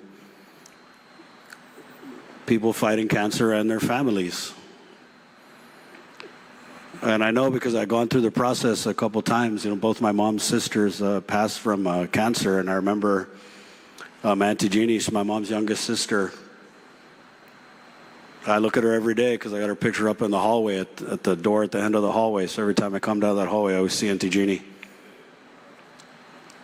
And she thought she had vertigo. She would say, "Oh boy, I can't watch the kids." She used to watch my kids. She used to stay over there in Gora and Sinanya. And kids always had a blast with her. It's funny when you have relatives, if you're raised by your aunties, sometimes they're meaner to you and you don't really get to see how nice they are until you have kids. And then you're like, whoa, where were these aunties when we were growing up? But my kids used to love to go over there, and it started one time. She said, "Oh, I just feel dizzy. Boy, I don't feel good." Next time there was an appointment. They said it was vertigo. She went to get a second opinion. It wasn't vertigo. It was cancer. It spread all up her back. And like so many people who have dealt with a diagnosis of cancer, there was only one thing for the family to do. And that was to try and find which relative in which state has the cheapest services that our poor people can afford. And sadly, many of us go through this. I went through it with my mom's older sister, Manti Laling. Went through it with my Pari Savage K. Which of these states can you go move to so that you can get treatment for cancer? And so with Auntie Jeannie, it was Minnesota. She went to go stay with my first cousin, Andrea. And she didn't even last 7 months. She took up one of the basement rooms in my cousin's house, and you know how it is when you have someone who goes off island, you talk to them and they're okay, they start off feeling good, hopeful, and as the months went by, it became clear that my Auntie Jeannie was never going to come home alive. When she finally did come home, she came home in a vase. And so when you prepare to go off island to try and get that care for your family, whether it's your auntie, your party, your cousin, your parent, your child, you kind of go through this checklist where you go to the Guam Cancer Cares, you go to the EMC, Guam is Good.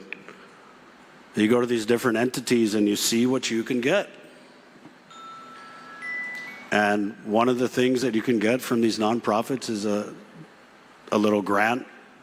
I remember all 3 times we were able to get $500, which doesn't seem like much, but when you're just facing these enormous costs of trying to keep your loved ones alive, $500 goes a long way.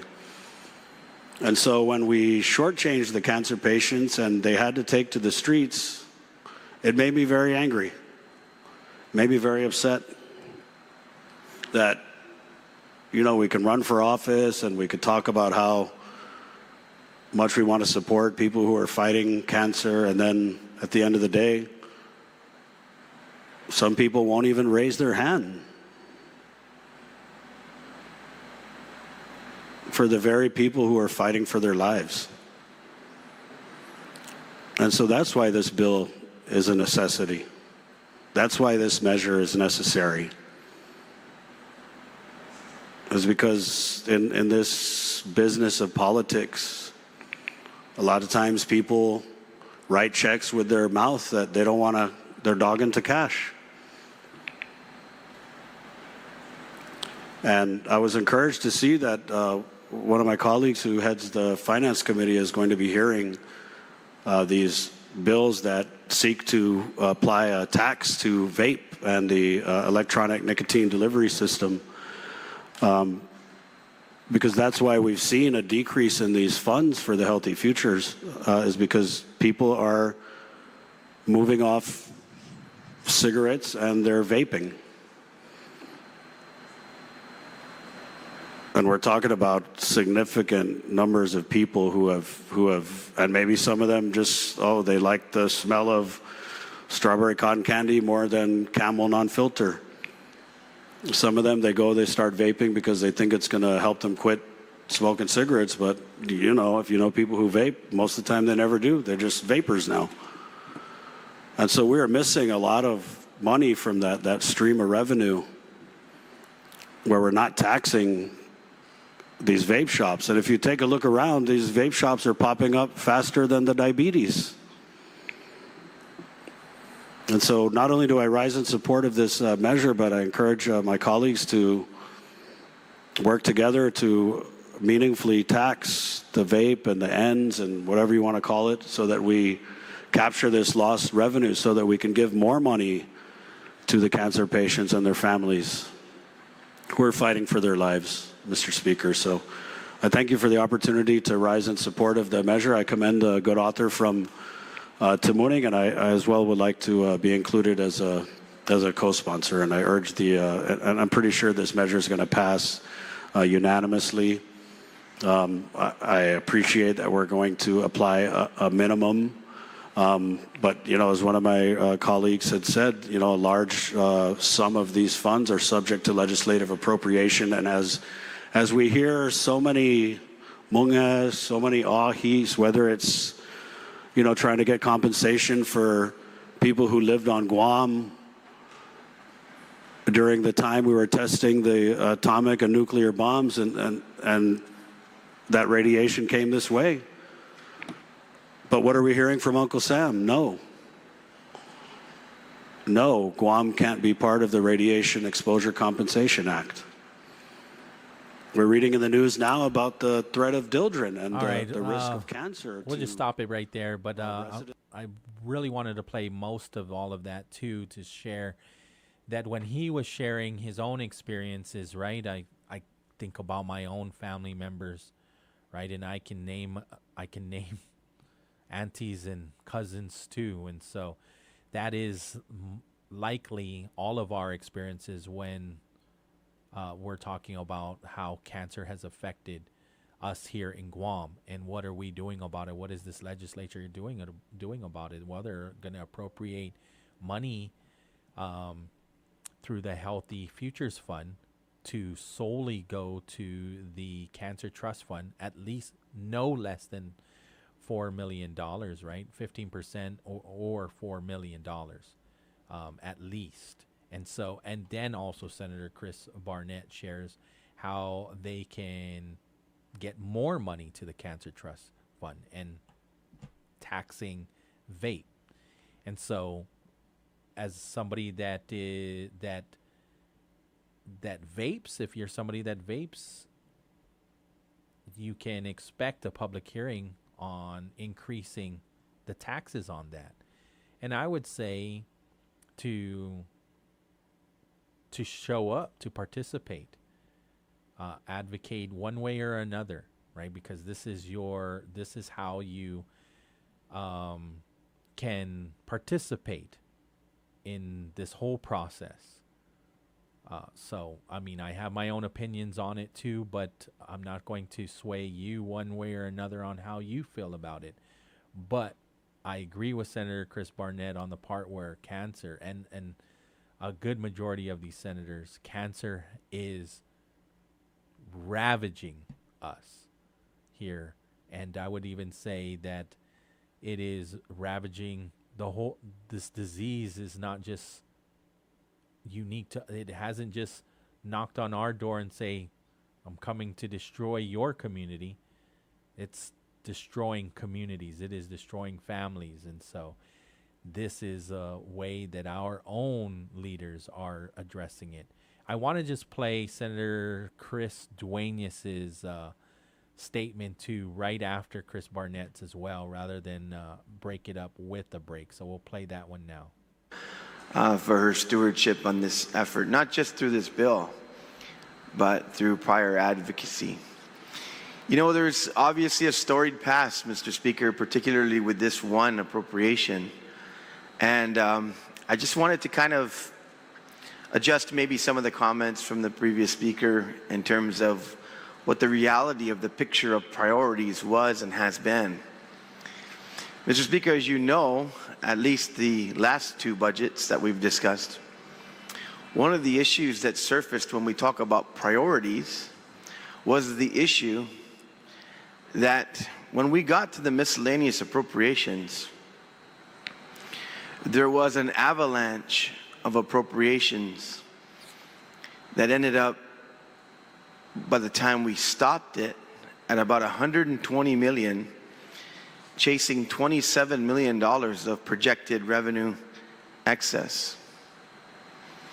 When we talk about irresponsibility, that is the peak and the height of irresponsibility. When we talk about promises made and promises impossible to be kept, that was a demonstration of pure disingenuousness. And one of the discussions points was, well, you know, if you say it's 27 million, well, first in, first out. Well, what happens if the Cancer Trust Fund wasn't in the first 27 million? And I bring that back, Mr. Speaker, to say that I'm glad that the author set a minimum, because it's true. The bodies over the years have made a decision for appropriation not prioritizing. How do you prioritize? You prioritize by law. And that's what we're doing. You know, I appreciate the author of the legislation because, like I said, advocating throughout the process prior and supporting that we went to a supplemental appropriation that realized that funding as a priority, not as part of funny money. Let's talk about funny money. $120 million chasing $27 million of possible excess revenue. So, Mr. Speaker, this is a responsible approach. And this is after now having overridden the governor's veto and now having the 2026 budget in play.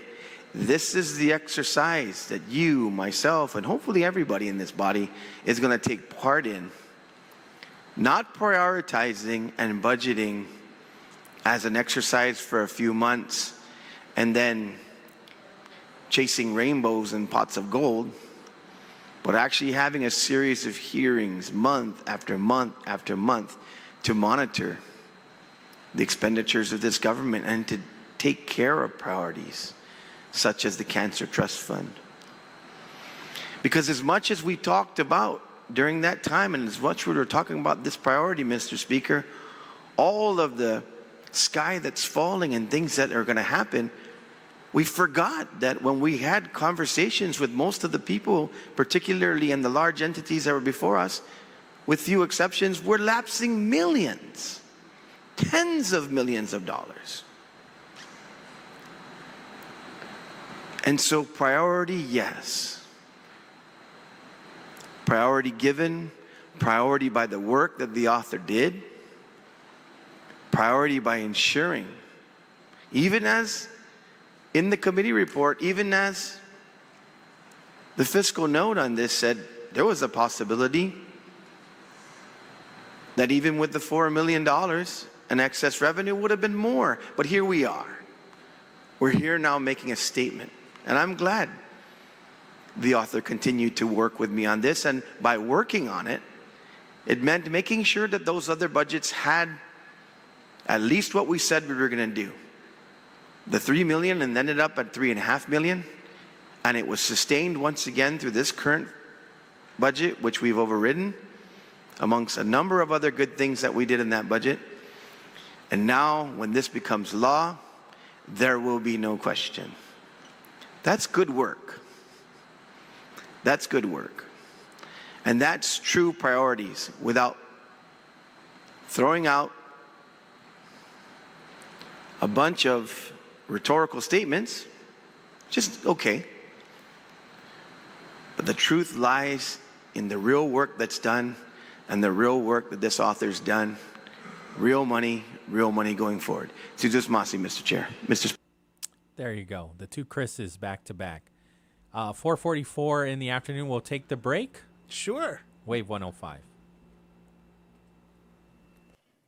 CBS News Brief. A partial government shutdown is just hours away, and there's no deal to avoid it. CBS's Caitlin Huey-Burns says the Senate will try to stopgap measure Tuesday. The Senate will vote on that funding bill, and if it fails, this will be the first government shutdown since 2019. That one was also the longest in history, lasting 34 days.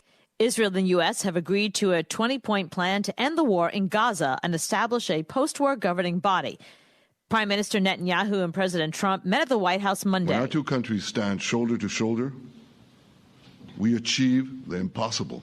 Oregon's Democratic Attorney General Dan Rayfield is pushing back on the deployment of National Guard to Portland. If the president called our state, if he called any state and said, hey, what do you need in your state? I think all of us would welcome that conversation. That's just not a conversation I think that this administration is wanting to have. CBS News Brief, I'm Cooper Lawrence. CBS News brought to you this hour by friends at McDonald's. Check them out. They've got that delicious pumpkin cream pie, the pumpkin latte, all available for you for a limited time. At McDonald's, I'm loving it. Here we go, another look at real deal traffic for you here in your 4 o'clock hour as we prepare to hit the time clock and make our way to the roads. It's brought to you again by Guam Auto Spot. Come on in and visit them online at guamautospot.com to see their entire inventory, or you can call them up at 478-AUTO to schedule a test drive. The real deal traffic report is also brought to you by Mobil Oil Guam. Go farther in every journey with Mobil's new Synergy Supreme Plus fuel. It keeps your engines 3 times cleaner for better gas mileage. You can visit guam.mobil.com for more information. The roadways are definitely clearing up and getting ready to unleash some kind of craziness as we get closer and closer towards the rush hour officially beginning at the 5. Things are moving smoothly right now through Upper Tumon, but they are building up for sure, and things are getting a little bit more congested if you're trying to get on and off of Airport Road as well. Route 1 traffic in either direction is looking like it's going to get pretty gnarly real soon. Coming across Route 8, which is Mongmong to Mighty Road, you can expect some clear sailing all the way until you get to the Barragata intersection, at which point heading northbound on that lane is going to get a little rocky for you. Everything looks good in Manilao, and if you're making your way on and off of Pago Bay Road, you shouldn't be expecting too many delays down there. The Capitol looks clean on West and East O'Brien Drive, and if you're making your way further down Route 1, beyond the PD bomb holes, you can expect a little bit of delay around the the Nimitz Hill intersection, and then coming further down towards the Big Navy front gate, things are looking nice through Talampago and Ordot as well. Okay, there you go. It's your next look as we get closer again to rush hour. I'll get you updated thanks to our friends over at Mobile and our buddies at Guam Auto Spots. Half a day, Guam. Landon Idlet here from the National Weather Service and with the Guam Power Authority. National Preparedness Month is here, and preparedness starts at home. Does your preparedness kit have water, food, flashlights, first aid, Spam, and some snacks for the kids? Great! Now lend a hand, check in with a neighbor, especially our Banamku, and make sure their kit is ready too. Preparedness is for the family, and it starts at home. NWS and GPA preparing Guam together. For more tips, visit ghs.guam.gov and follow GPA on Facebook and on Instagram. You're listening to The Bright Side with Mr. Pauly Suba here on Wave 105.1 FM, and it's all brought to you by Sentinel Security Solutions, delivering operational excellence in protective services across commercial, industrial, and residential sectors. The show is also brought to you by Sherwin-Williams. The wet season, of course, is upon us. Make sure that you prepare your house and your roof. Get ahead with weather-ready coatings. Be smart, be prepared, and ask Sherwin-Williams. And finally, thanks going out to our friends at Subway. Sometimes you got to refresh to be fresh. Hats Tinting and Detailing offers premier services from complete interior cleaning and VIP detailing. And to keep you cool, Hats also offers factory, ceramic, blacked out, and based-approved auto tinting. For more information, call 647-SLAM. The views and opinions expressed in this show are that of the show host, guests, and callers. They do not necessarily reflect the views and opinions of the staff and management of Wave 105 FM, Glimpses Media, or any of our partners. As we strive to provide quality, respectful, and engaging content, we welcome you to participate in the conversation. Thank you for tuning in to Wave 105 FM, the sound of Guam. Enjoy the show.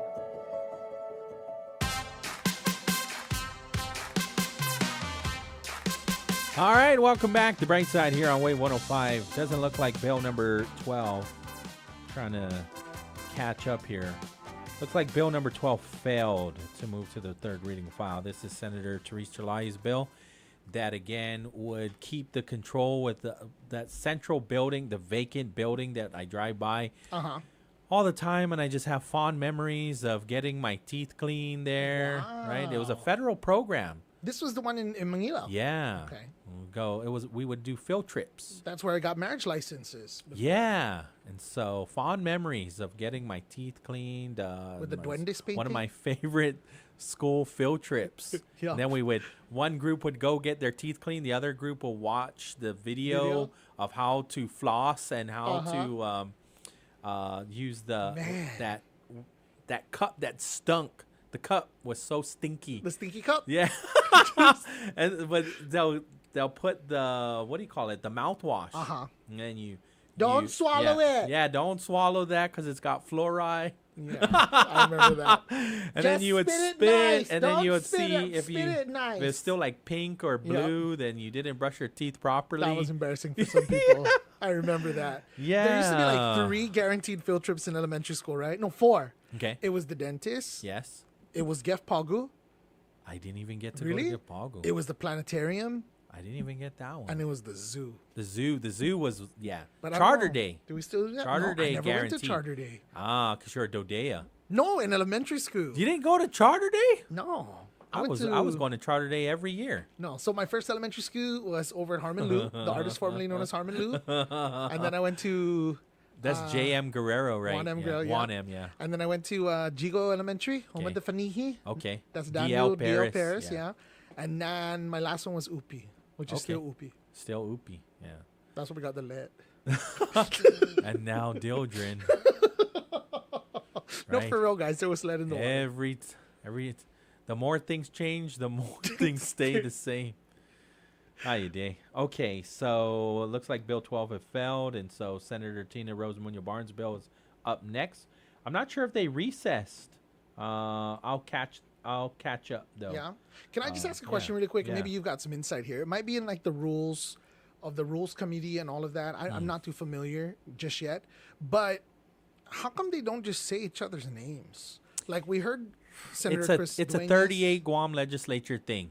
Like right? it's very passive aggressive, is it not? Like they all do it, and we because heard they're not supposed to say they're not supposed to call each other out. Call each other I see, I out. see. Okay, then that Yeah. makes sense. It's a respect thing. The gentleman from Yeah, the yeah. gentlewoman. But even if the it's- gentlewoman from Zotnya. Right? But Yeah. even if it's like when they were complimentary, because remember they're Still like cannot. the author of this. But I'm like, who did it? I don't want to Still. have to look at Cliff's notes. It's part of the rules. I yeah. see. Okay, Yeah. that makes sense. But of course, we all know who they're talking about. I need subtitles, and we all have. We know who they're talking about. There's one person I follow on Facebook, and they do play-by-play. I But thought I it's- was the only one No. that did the play-by-play. They do play-by-play. And Wow, I need to follow this person. It's very, very like you know how this person thinks already, like they're what they're supporting, because it's a very one-sided kind Oh, of commentary. It's not commentary for the good of it's just to agree and to disagree. Which again, that's I everybody's admit right. I have my biases, but I Yeah? try not to be, to be No.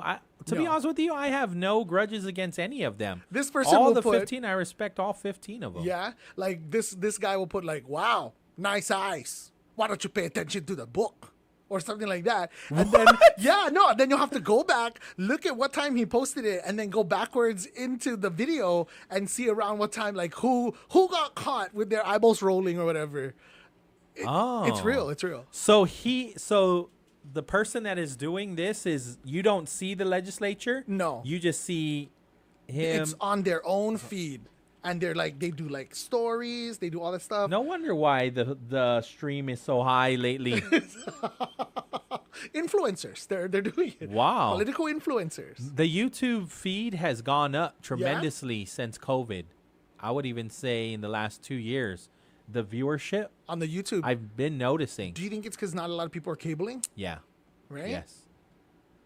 And I would also like to, in my humble opinion, I would also like to think that we have something to do with it too. Of course. You're welcome. You're You're welcome. say, hey, this is what we're talking about today.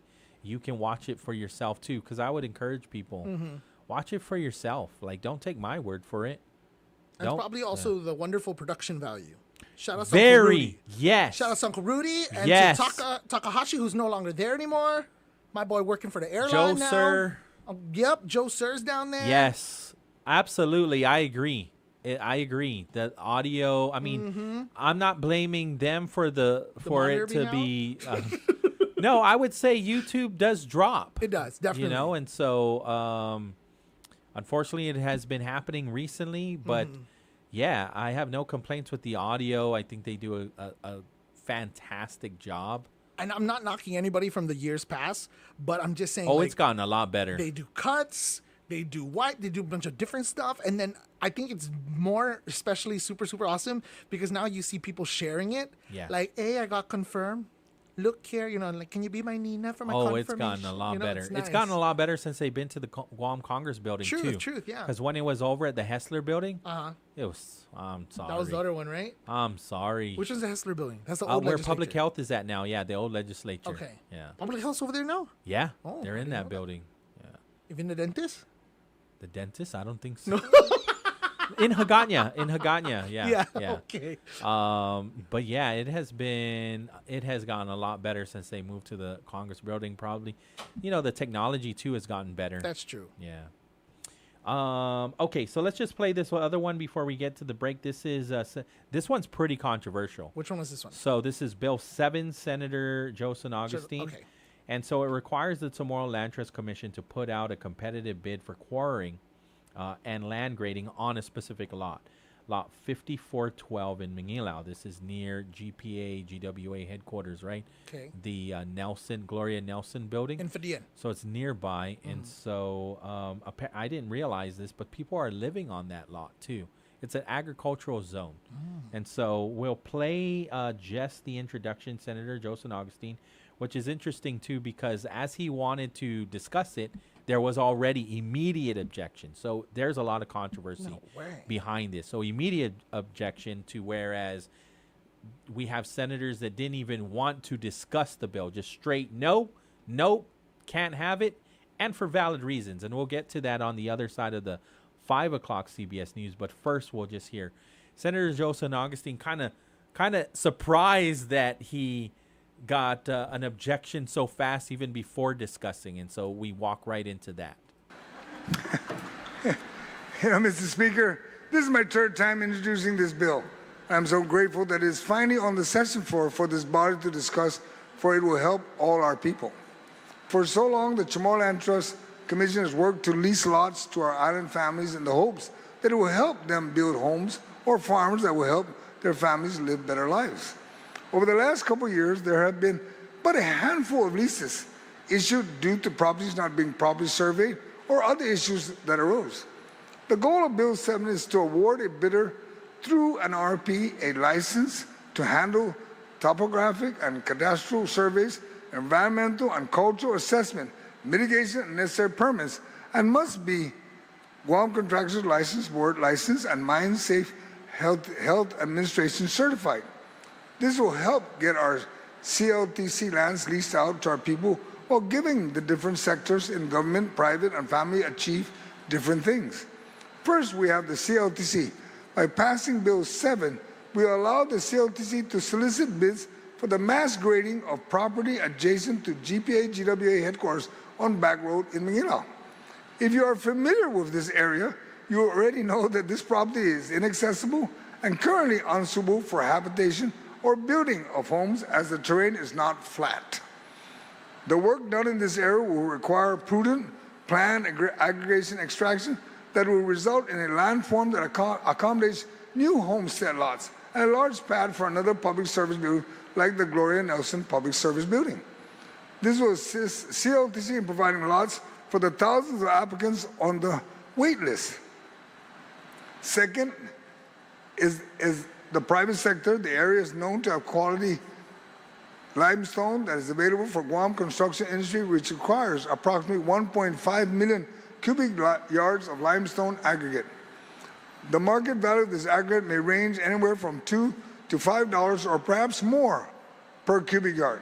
This extraction may potentially yield up to $2 million for a CLTC over the next several years. The extraction of this much-needed aggregate will prevent the cost of housing, road, and other construction from skyrocketing further from the already high cost of construction. Mr. Speaker, the bill includes a provision to allow for a life rate program that will assist companies that build homes for low, moderate income families. This will further enable these homes to be built at more affordable rates. The bill is not exclusive for a military contractor, as some argue. It is for all to benefit from. The award of the bid will be required to fulfill all permitting processes. Waivers are not permitted in this bill. CLTC will further require that the awardee meets several other requirements to ensure the care of the people's property is conducted with the best outcomes to their benefit. These include pre-grading tasks such as cadastral and topographic surveying, biological and archaeological assessment, environmental impact assessments as may be required by the Guam Environmental Protection Agency, mitigation of environmental and or cultural resources when required, and submission of grading plans that yield final landforms selected by CLTC. Additionally, the winning bidder will be required to report on their progress during and at the end of grading. These permits and environmental surveys must be completed before any work begins. And third, our people will be beneficiaries of much-needed infrastructure improvements with the CLTC. Not only will we be opening additional lots for more families to be leased to, but the monies generated from this will assist in providing much-needed resources for CLTC to meet their mission. Accordingly, the lots prepared by the extraction will be ready for distribution as the infrastructure is laid in place upon the completion of the extraction. Mr. Speaker, these benefits, along with the list of requirements to protect the beneficiaries of this property, especially our people, are in place for this project and will result in an opportunity for all to benefit from at the end. Bill 7 also sets a clear end date. The extraction license ends when the final landform is completed. If milestones are missed or after 6 years, whichever comes first, preventing an open-ended mining operation. Let's give CLT the additional resources needed to effectively execute their mission. That in return will get our families on lots that will help achieve resilience. I ask for my colleagues' support for this bill and look forward to our discussion. Thank you, Mr. Speaker. All right, and so we'll tackle this bill, Bill 7, and what was said in 2 days. So it started yesterday, went into this morning, into the afternoon. And so there were quite a few amendments as well that they added on to strengthen what the safeguards to the bill. And we'll get into that after this. KGUM FM in Denito, Guam. This is CBS News on the Hour, sponsored by Progressive Insurance.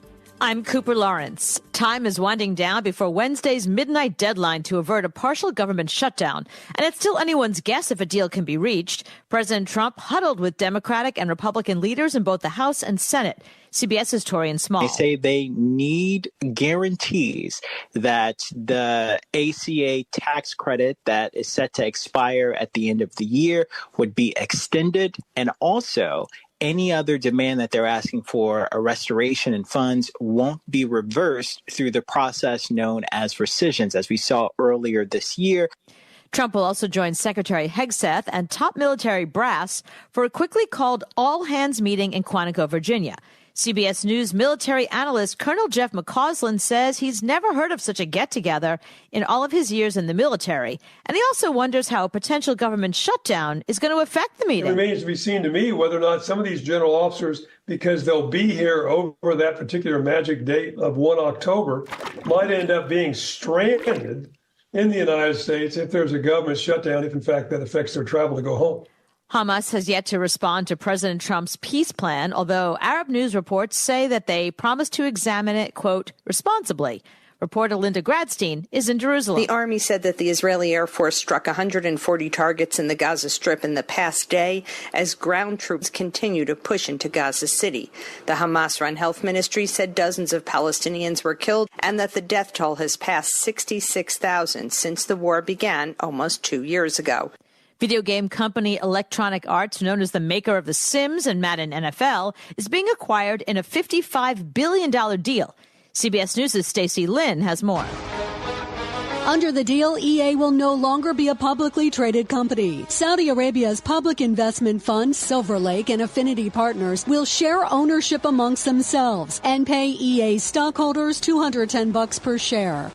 OpenAI is evolving. You can now shop using ChatGPT, and parental controls are coming to protect kids by connecting parental accounts to their children's so they can get notifications when sensitive issues are raised.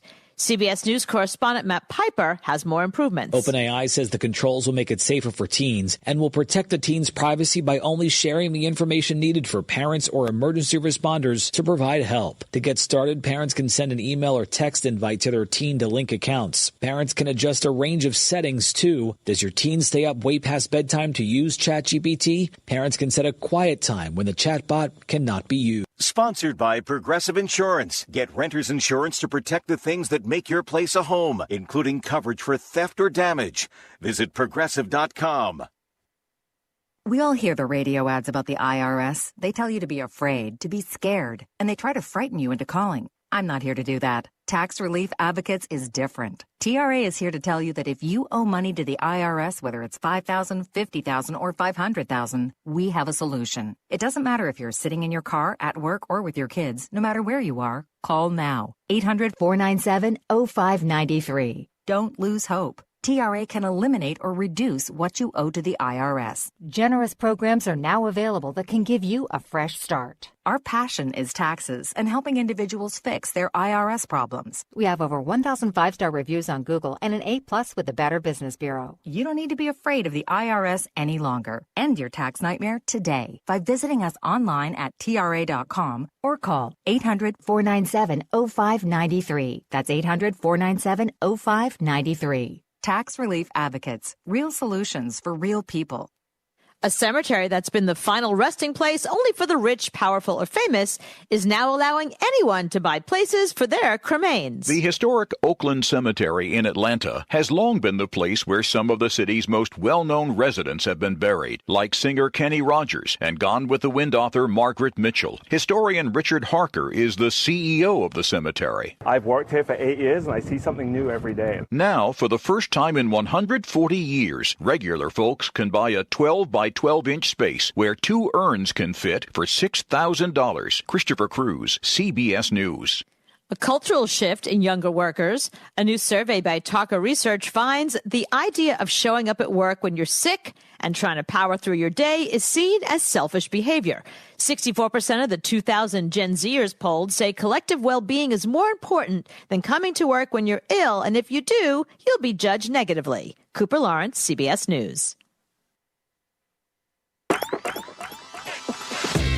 All right, here we go, guys. It's time for another look at traffic. This time, Real Deal Traffic's coming to you in your rush hour, and it's brought to you by Mobile Oil Guam. Remember to get your hands on that amazing, well, don't get your hands on it, but put it in your tank, okay? I'm talking about that Mobile Synergy Supreme Plus fuel. It keeps your engine 3 times cleaner for better gas mileage. You can visit guam.mobile.com for more details. We also want to say thank you to Guam Auto Spot. Remember to log on to guamautospot.com and see the entire inventory and get pre-approved today. Again, that's guamautospot.com. Traffic for you here in your rush hour is going. It looks like, as I suspected earlier, things are heating up, heading northbound out of the capital today through Tamuning and Upper Tumon into Dedido. You can expect some delays. Heading southbound, smooth sailing for you from Dedido till about the Tamuning area, but even at that, it's not too much. You're not going to be pulling your hair out. If you're making your way up Route 16 today through Barragata, you shouldn't expect any delays just yet, and things are still looking pretty cherry for you at the Tri-intersection.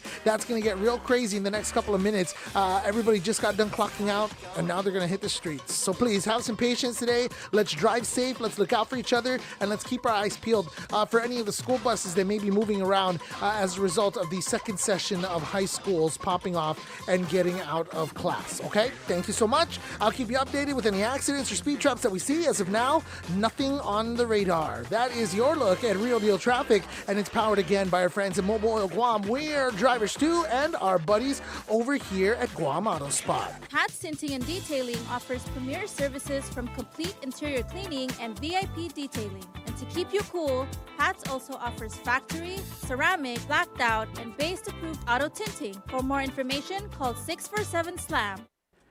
And the Brightside with Pauly Suba is brought to you by Subway. Sometimes you gotta refresh to be fresh. The show is also brought to you by Sentinel Security Solutions, Guam's premier provider of professional security services, and by Sherwin-Williams. Rain is definitely coming, and we hope you're ready. Defend your home with Sherwin-Williams Laxon, engineered by Guam's or for Guam's dry to wet season shift. It's built tough and made to last. You can protect what matters today, and ask Sherwin-Williams. Get double the speed at zero extra cost with GTA Fiber. Experience super fast and reliable fiber internet speeds, now starting at 200 Mbps to 1 gig, with upload speeds just as fast as download speeds and 100 times faster than cable internet. You can enjoy lag-free gaming and clear video calls. Fast is also affordable. Sign up for Fiber 200 for only $70 a month. Visit gta.net or call 644-4482. Terms and conditions apply. The views and opinions expressed in this show are that of the show host, guests, and callers. They do not necessarily reflect the views and opinions of the staff and management of Wave 105 FM, Glimpses Media, or any of our partners. As we strive to provide quality, respectful, and engaging content, we welcome you to participate in the conversation. Thank you for tuning in to Wave 105 FM, the sound of Guam. Enjoy the show.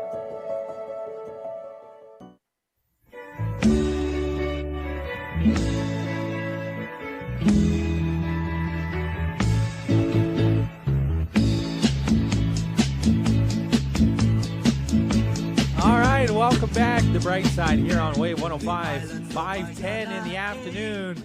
Biba Matis. Biba! If you just jumped in the car, thank you so much for tuning in. Otherwise, if you still have a laptop open or you want to tune in to us on your app, it's thewave105.com or our YouTube channel, Wave 105.1 FM Guam. Okay, so we just started breaking down Bill 7.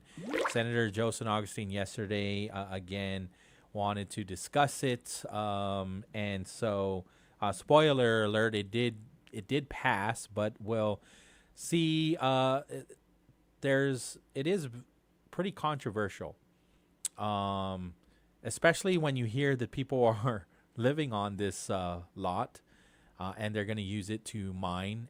But there are solutions. Well, why do they want to mine it? Well, they're going to take this the funding for it, or the profits from it, and CLTC would oversee those profits, and then they'll use it to survey land, to lease out to those that are on the CLTC list. I'm on the list, but I'm way down the line. How did you get on? You guys applied yourself? We applied, yeah. And this was even before the court cases and How whatnot. long ago was that? So this was, I got on the list as soon as I turned 18 in 1999. Man, that's genius. Yeah. As soon I as wish I turned did 18. that. I really do wish I did that. So the understanding, though, is, and now it's kind of back to square one, but I've been told that not to worry, but I will still need to provide documentation that my land was taken. And that's what I hear, right?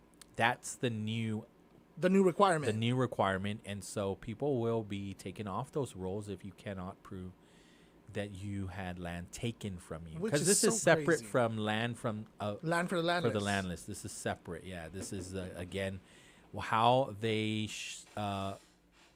justified from the courts, right?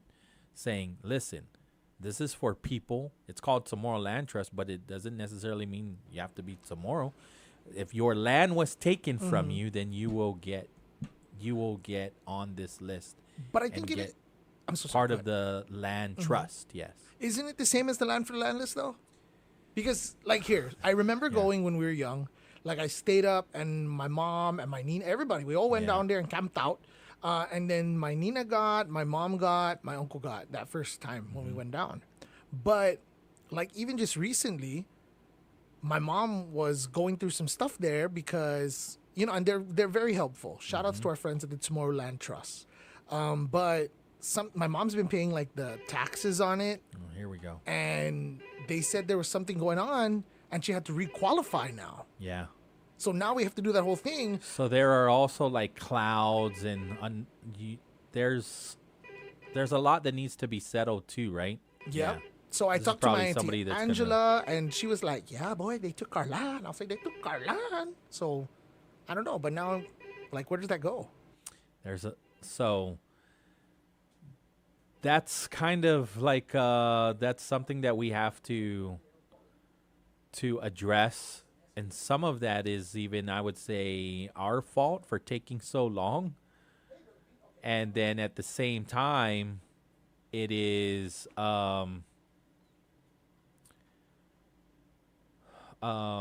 politics get in the way, and even corruption. Because how are we only like on number 9, I think? And dude, we're like 30 years later. We have so many people that have and are on it too, and have done things with their land. Clearly not 8 people don't have this land, more than. And I know there were some workarounds. Like at one point someone was like, just file for the agriculture. You can still have a house, and as long as you plant 5 trees. So that's the issue that you're dealing with. And I was like, wait, what? Yeah. That's where people are starting to. Pete, is this Attorney Pete? I think it may be. Yeah. So Attorney Pete's gonna clarify a lot for us. Okay. Here we go. Off of the Attorney Pete. Buenas. Let me put you. Let me change this. Let me put you. Let me change this. Okay. How are we now? We're better. Okay. So the land for the land was a temporary program where they actually owned the land. They bought the land from the government, and those guys own the land free and clear. It's not a lease. Wow. But that was a temporary program that didn't last very long. Yeah. Now with the Tomorrow Land Trust, that's the lease. There's 3 types of leases. Right. There's the residential, agricultural, and commercial. Yes. But with that lawsuit that the Department of Justice filed and the settlement that we had, not all Chamorros are qualified now, and not all people who qualified are Chamorros. There are some non-Chamorros that are qualified. Yep. But like Pauly, if you can trace any of your roots back to Sumay, right, then you qualify. Because, of course, what did they do? They kicked everyone out of Sumay and they pushed them out. Right. Now, you didn't have to own the land. That's the other detail. Right. You just had to have used the land. Traditionally, like farming, you had a lansu there, even if it wasn't your own land, but you were using it, and then you got displaced because of the military condemnation of property. So that's the formula now, is you just have to be able to prove that you were part of a displaced family. Right. And so displaced family is the key, because obviously I wasn't alive at the time when that happened. And so that's... Why not, Pauly? You're late. How come you weren't there? Right. And so there's, there's still some uncertainty as to whether or not. So it's those people and their descendants. Right. Yes. Okay. Yeah. So... You could have been from Palau or Philippines or even Howley. Right. And as long as you were lansuing at one point in time down in Sumay or any other place that the federal government took. But there's a lot of Chamorros that weren't part of don't fall under that. There are. Right. So that's why you were saying they have to prove it up once they get to your name on the list. Right. And unfortunately, there's going to be a lot of people that's not going to be able to prove it up. Even like you're from the heart of Totu. Yeah, Pete. What if they took the land like for the roads, like the Marine Drive, right? Does that count? They're supposed. That I need to verify, because this was tied to the federal. Right. Yeah, and it was the federal that took it. It was the Navy. So there are parameters. I watched Mr. Duenas trade land. There was a public hearing for that. So he had land in Maina, and DPW is using it to, I guess, using his property to make sure that the flooding area is to address the flooding issues in Maina. So so that's like that becomes like a public easement. Right. Yeah. So he ended up getting land up in Dededo. They traded, and obviously he wanted the land that already had the infrastructure. I'm not sure if he got it or not, but there was that happened like last year or 2 years ago. So there is a mechanism in place to do that through the legislature, to say, hey, I have proof that DPW or the government of Guam is using it. Also, sometimes you have to take the government to court. I mean, I have family that own the property where the judiciary is sitting right now. And they settled, and they traded land, so they ended up getting land somewhere else. Yes, sir. Kyle, just go marry a Calvo or a Berdalio, and they got plenty land. See, this is what I told people, right? If I have another baby, I'm gonna make the middle name Calvo. Well, you are about to have a baby. You're about to have a grandbaby. Yeah, I'm gonna tell them to name my grandbaby's middle name Calvo. Just that people think that it rocks. There you go. Yeah. All right. Well, I just wanted to clarify for you guys. Thank you. Thanks, bro. See that? He clarified way better than I could have. I did my best, but I thank Attorney Pete for he's a lawyer calling in. So, okay, we'll play this one. Senator Sabina Perez, so she has a question real quick, right? And so we'll skip the part where she asked the question. So what are they going to use the profits for infrastructure? And Senator Joseph Augustine says it would behoove them to. Oh, wow. They should. They should. I mean, they'll be the caretakers or the facilitators, right? It makes sense to take the profits of this quarry and set up an infrastructure, right? And so, and then Speaker says, does that satisfy your question? She's basically, well, not quite. I'm still not happy. And so we'll just play her audio file of her concerns, rightfully so. Do you have any other question? You should have the floor. Okay, I have another question regarding this bill. So what this bill proposes to do, it actually repeals commercial licensing in law and replaces it with this specific project. And I would like to ask, how does this impact any other commercial licenses that were granted under this part of law? And Yeah, so has the author contemplated that and the Arthur, are you impact? willing to yield to the question? Mr. Speaker, I never contemplated anything to do with other commercial leases. This is specifically to that area that I've been after for the past, we're in the 5th year. So if there is a requirement for commercial, then this bill is all about that area only, nothing else. Thank you. Does that answer your question? No, it doesn't. Apparently, this bill is flawed because it didn't foresee what it will do to the commercial licensing. It would remove that part of law that CLTC relies on for commercial licensing and only addresses one lot. I think this bill needs to go back to committee for that reason. And not only that, there's other flaws in this bill. There's citations that don't exist. There is a, what is it called, a change in terms. So for instance, they measure how much it's gonna cost per cubic yard, but yet they're gonna monitor it by ton,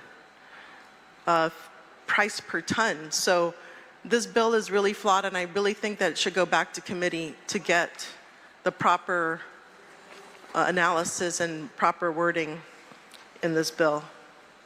All right, and so Senator Tello-Tadigui agrees, right? You not only that, but you should get some more agencies involved.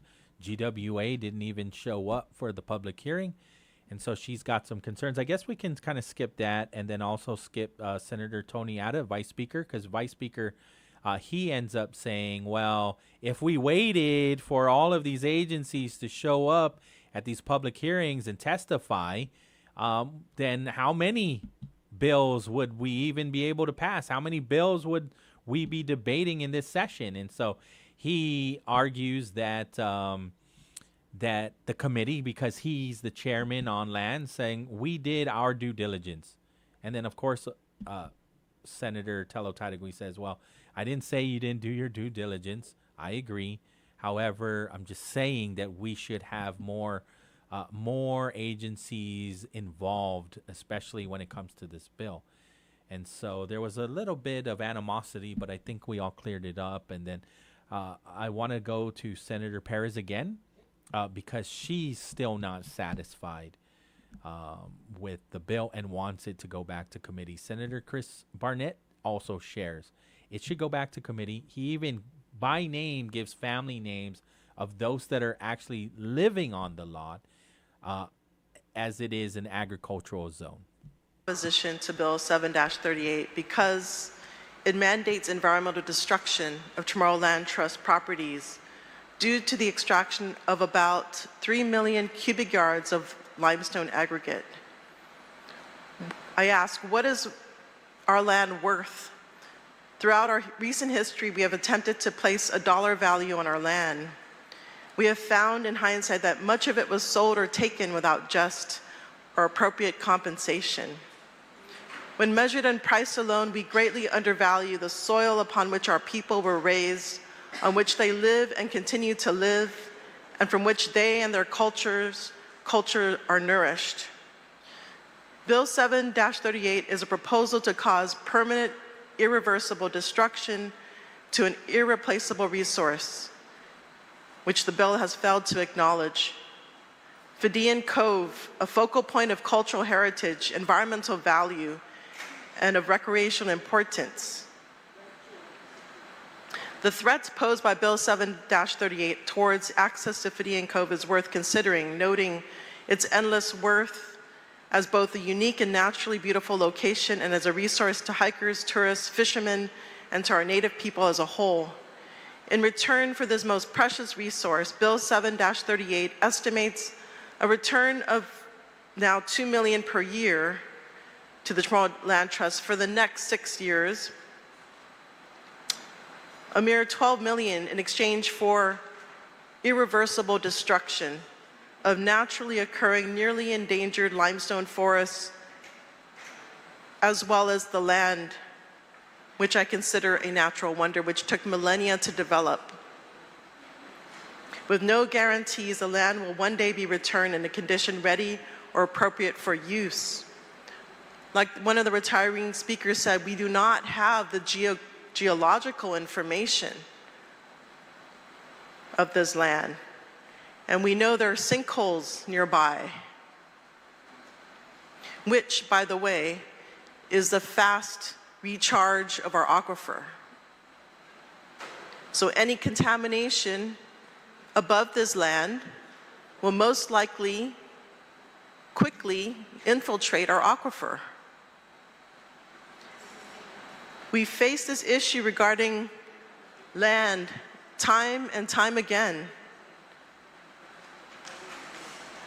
In most of our attempts to obtain funds in exchange for prime land, we have ultimately paid a higher price in the loss of our land, destruction of irreplaceable limestone and forest that sits atop of it, and their invaluable ecosystems, the loss of native species, the loss of culturally significant space. Past projects have shown the risk of weak oversight, including land misuse, revenues unaccounted for, and communities left with little to show. All right, so you get the essence of it, right? And so when you look at the bill, and Senator Joe St. Augustine says we could gain millions of dollars. Well, what is the value of this property, and how do we see it? How do we value our environment? $12 million, that's the value, right? And so she's saying $12 million total return for irreversible loss of limestone forests, landforms formed over a millennia, with no guarantees of land returned ready for use. Those are valid arguments. And I really do appreciate Senator Sabina Paris. The one thing about Senator Sabina Paris, actually there are many great things about Senator Sabina, but one of the greatest things about Senator Sabina is you cannot deny the research that she has done. And when she speaks with so much data to back what she has to say. Again, the bill did move on with amendments, and so when we when we come back from break, we'll start sharing those amendments. Some passed, some failed. A number of them were Senator Tello Taitagui's bills, amendments to this bill, Bill 7, and so we'll break that down, and we'll kind of just do a quick run through of it because we have about 30 minutes to go in the show right here on Wave 105. CBS News Brief. A partial government shutdown is just hours away, and there's no deal to avoid it. CBS's Caitlin Huey-Burns says the Senate will try to stopgap measure Tuesday. The Senate will vote on that funding bill, and if it fails, this will be the first government shutdown since 2019. That one was also the longest in history, lasting 34 days. Israel and the U.S. have agreed to a 20-point plan to end the war in Gaza and establish a post-war governing body. Prime Minister Netanyahu and President Trump met at the White House Monday. When our two countries stand shoulder to shoulder, we achieve the impossible. Oregon's Democratic Attorney General Dan Rayfield is pushing back on the deployment of National Guard to Portland. If the president called our state, if he called any state and said, hey, what do you need in your state? I think all of us would welcome that conversation. That's just not a conversation I think that this administration is wanting to have. CBS News Brief, I'm Cooper Lawrence.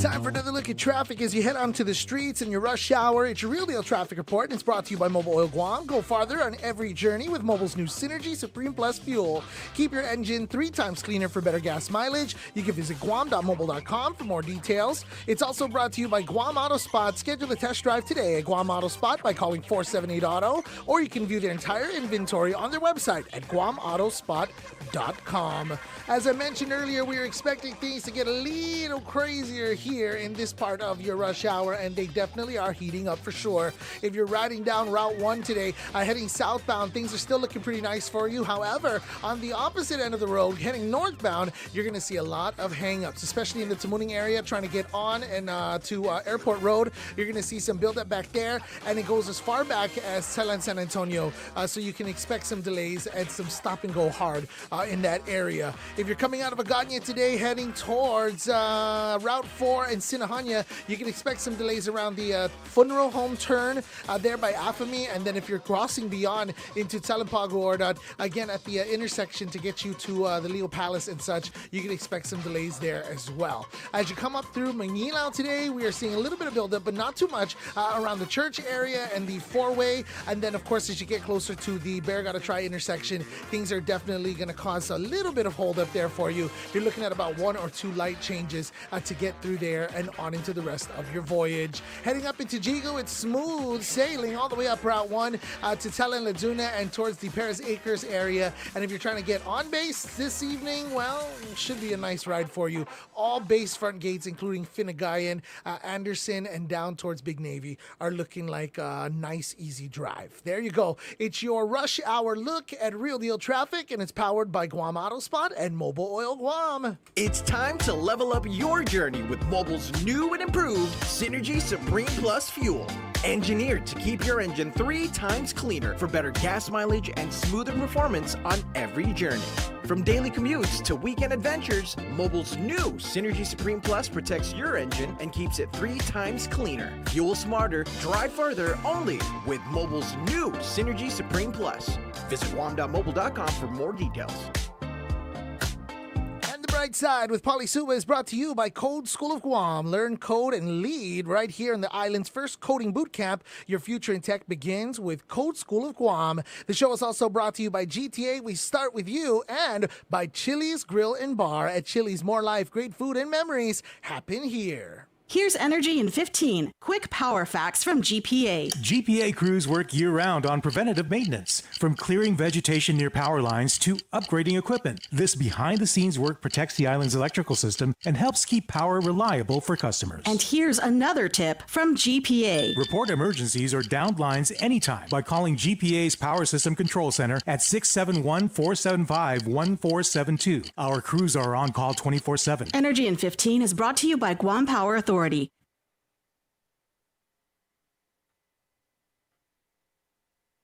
And opinions expressed in this show are that of the show host, guests, and callers. They do not necessarily reflect the views and opinions of the staff and management of Wave 105 FM, Glimpses Media, or any of our partners. As we strive to provide quality, respectful, and engaging content, we welcome you to participate in the conversation. Thank you for tuning in to Wave 105 FM, the sound of Guam. Enjoy the show.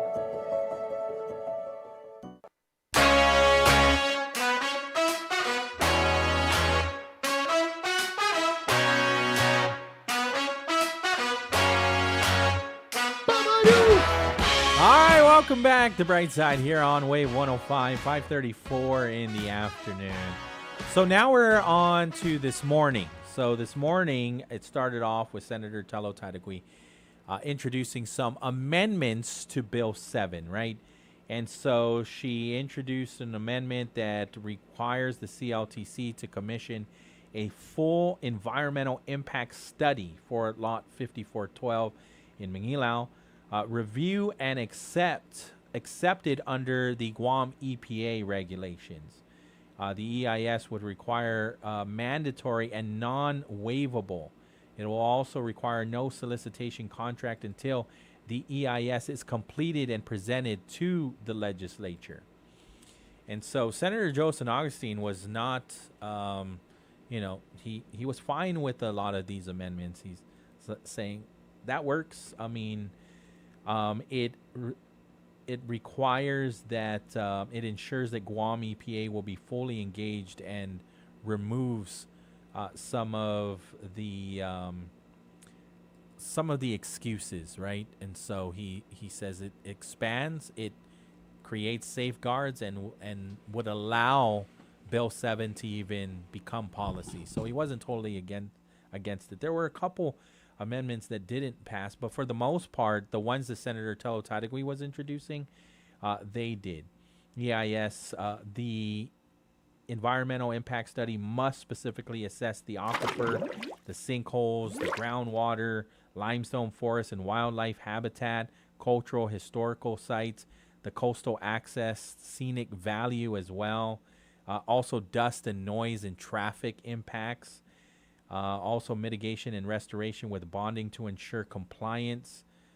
There's a number of things that that Senator Tello Tadagui has added regarding amendments. And so when Senator Chris Duenas also spoke, he says the idea has been contemplated for years, an extract, aggregate, and deliver usable land for homesteads. Otherwise, grading costs make development unrealistic. And so the point is to arrive at what he says a workable plan. Amendments, hearings, monitoring even. And he says what we want is a win-win-win option. Talking about the people, the CLTC, and then also the quarry itself. And so there's a part here that I want to share, and I guess we'll bypass Senator Chris Duenas speaking on the bill, and back to Senator Perez on this morning's link, and it's at an hour and 3 minutes. An hour, 3 minutes, and 21 seconds. You see that one? Mm-hmm. Yeah. So, again, it's Senator Sabina Perez. Senator Perez, you still have the floor, ma'am.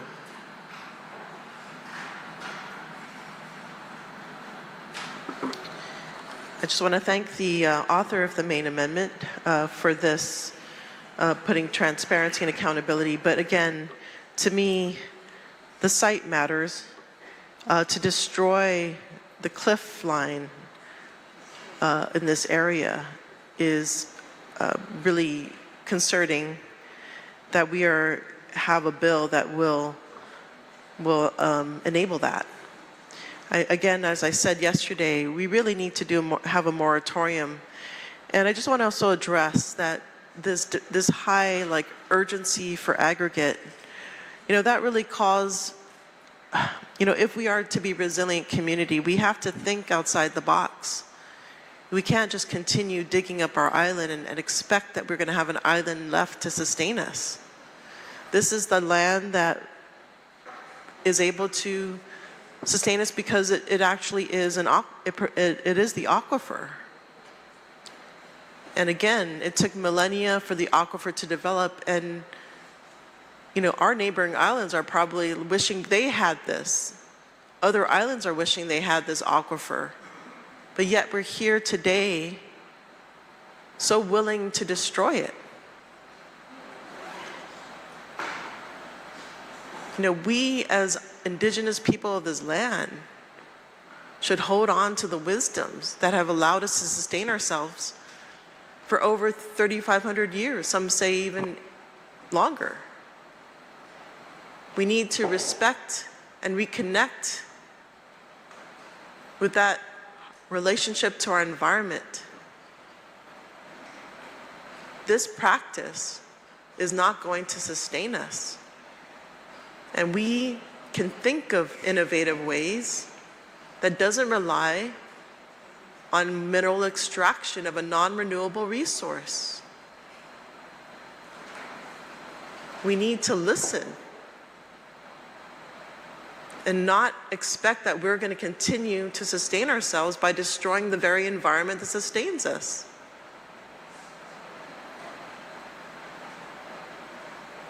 Just because we can makes us empowered to do it.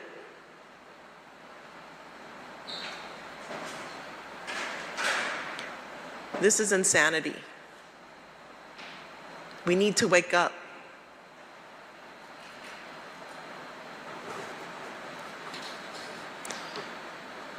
There you go. That's Senator Sabina Perez that earlier this morning, right, as the amendments were passing, some of her amendments were failing.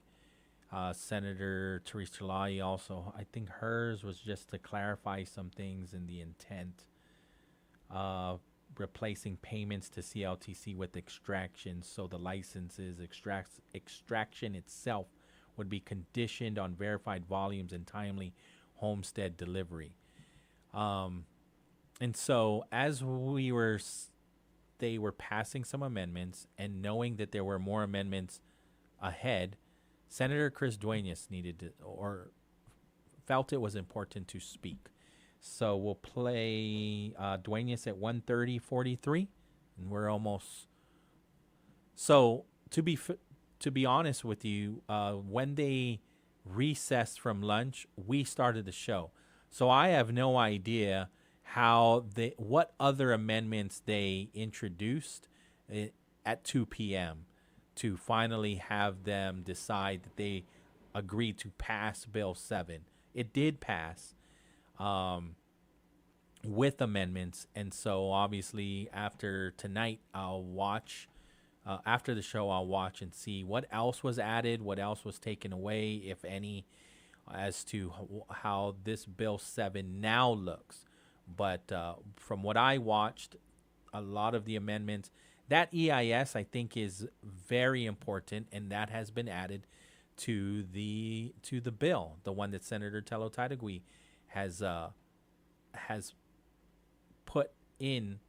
That amendment is now part of Bill 7, unless things change later, but I don't think so. But here's Senator Chris Duenas sharing his insight, and I wanted our audience to hear it as well. A couple of things from a retiring speaker. You know, Mr. Speaker, a stack of amendments, while I do like the author, he's a good friend of mine, on our table, is a result, really, Mr. Speaker, of having to do this because none of the proffers right now or the supporters ever sent any of these amendments into the committee while the bill was in the committee. In fact, Mr. Speaker, I think this is the third or fourth legislature where this bill or a similar bill was introduced and just stuffed in the do not hear file of other committees or other jurisdictions who own the committee. You know, Mr. Speaker, I respect one of the retiring speakers that stood up and just said, don't do this, it's wrong. I respect that. That's how you got to say it. That's what you feel, that's what's in your stomach, that's what's in your bones, that's what's in your soul. Amen. But to diddle around sometimes and to talk about process and make these kind of discussions and not just stand up and say, I'm opposed to it, it should never happen, don't do it, it's the wrong thing to do. You can never do anything to make this right. Just say it. But to try to convolute process because there's a favor for somebody, when the truth is, it has to be done this way when no one will make the effort to do it in a committee. And no one will recognize that the agencies that are being talked about today weren't flooding the committee with amendments. We have seen this time and time again on this floor, Mr. Speaker. Whenever there's similar legislation where individuals have absolutely the right to be the vanguard of protection, but we have to stack up amendments because the disingenuousness of not just saying not no but hell no is on display when you won't do it in regular order. So we're going to continue to see stacks of amendments when individuals who don't like things that want to put safeguards in don't send it to the committee, don't write the committee and say, can we have a markup meeting because these are the 15 things I want to do, and wait for the floor. That's the way it's going to be. And it's not going to be just because I like Joe San Augustine. It's going to be because we have to do it, because other committees would never do it in prior legislatures. And now we're here. So I'm going to keep supporting these great amendments, and I'm going to encourage our colleagues. This is one of the most friendly committee, 38th Guam legislature that you can ever find. Bring your work to the committee and we'll open the door and get her done. I love the amendment and I support it. Si Diyos masi, Mr. Speaker. So again, fleshing out, I guess how the 38th Guam legislature has been working together these last 9 months, right? And don't necessarily agree. Difference of opinion, difference of philosophy. There you go. And he's comparing past legislatures. And so the past legislatures were on the Democrat Party. This is the Republican majority. And so they're doing things differently. And Senator Chris Duenas is saying even the things that we don't necessarily agree. If we have oversight over a bill that you want to introduce, you're going to see that you'll get your fair shake. And so on that part, I have seen exactly that. I've seen that happen. However, where are we at? We're like almost at 200 bills introduced. Almost 200 bills. And so I'm not liking this whole every other month session. There's a lot that needs to get done, right? There's a lot to, especially now. We'll see how it all works out and how things start to unravel the rest of this year. But I also think it's going to be more of the same, at least for the remainder. Yeah. Because it's October tomorrow. I was gonna say, boy, we're in the Christmas already. Yeah, there are going to be a lot that is going to be asked of us, for one way or another. And so I just don't see that if this is the September, the next time they go into session is in November, and when in November? They're not going into session in October? No, it's every other month, and it has been.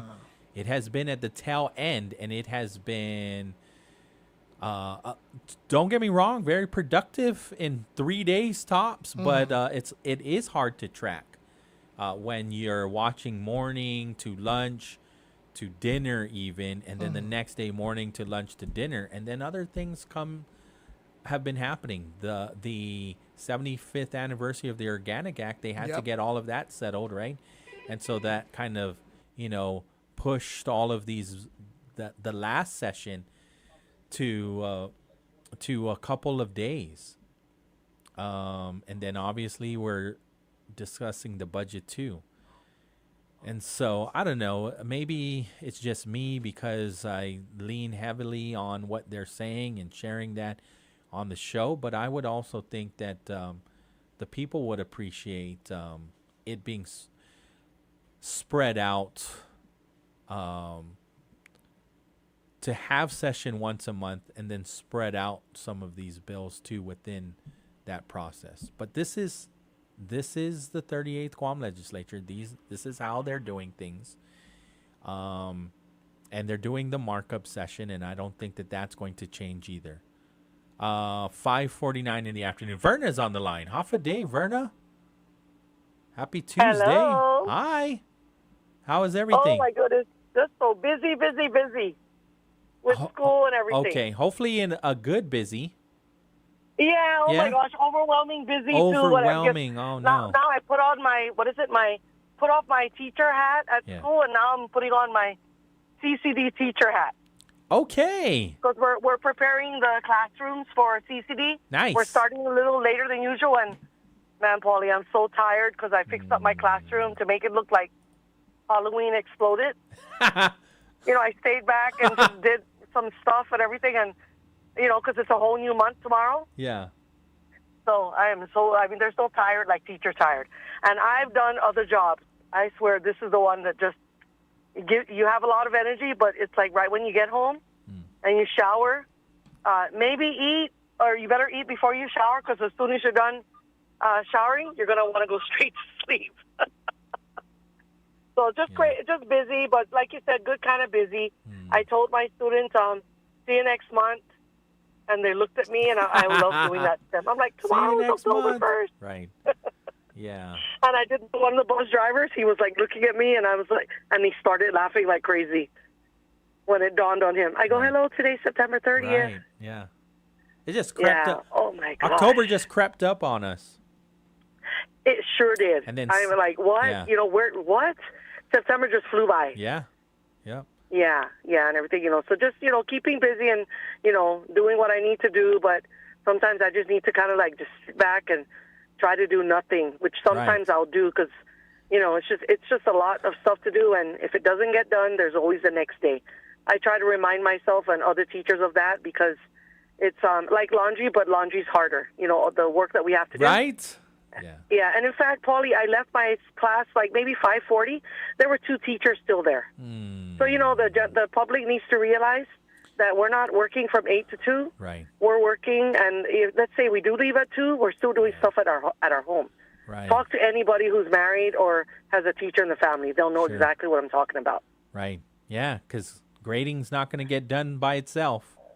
Exactly, and planning. Planning. We can't do it during the school day. Right. It just can't happen because teaching needs to happen. Yeah. We need to be keep the kids actively engaged, which means we need to be actively engaged and walking around and everything. So yeah. But I am just like You're really a great tired. teacher.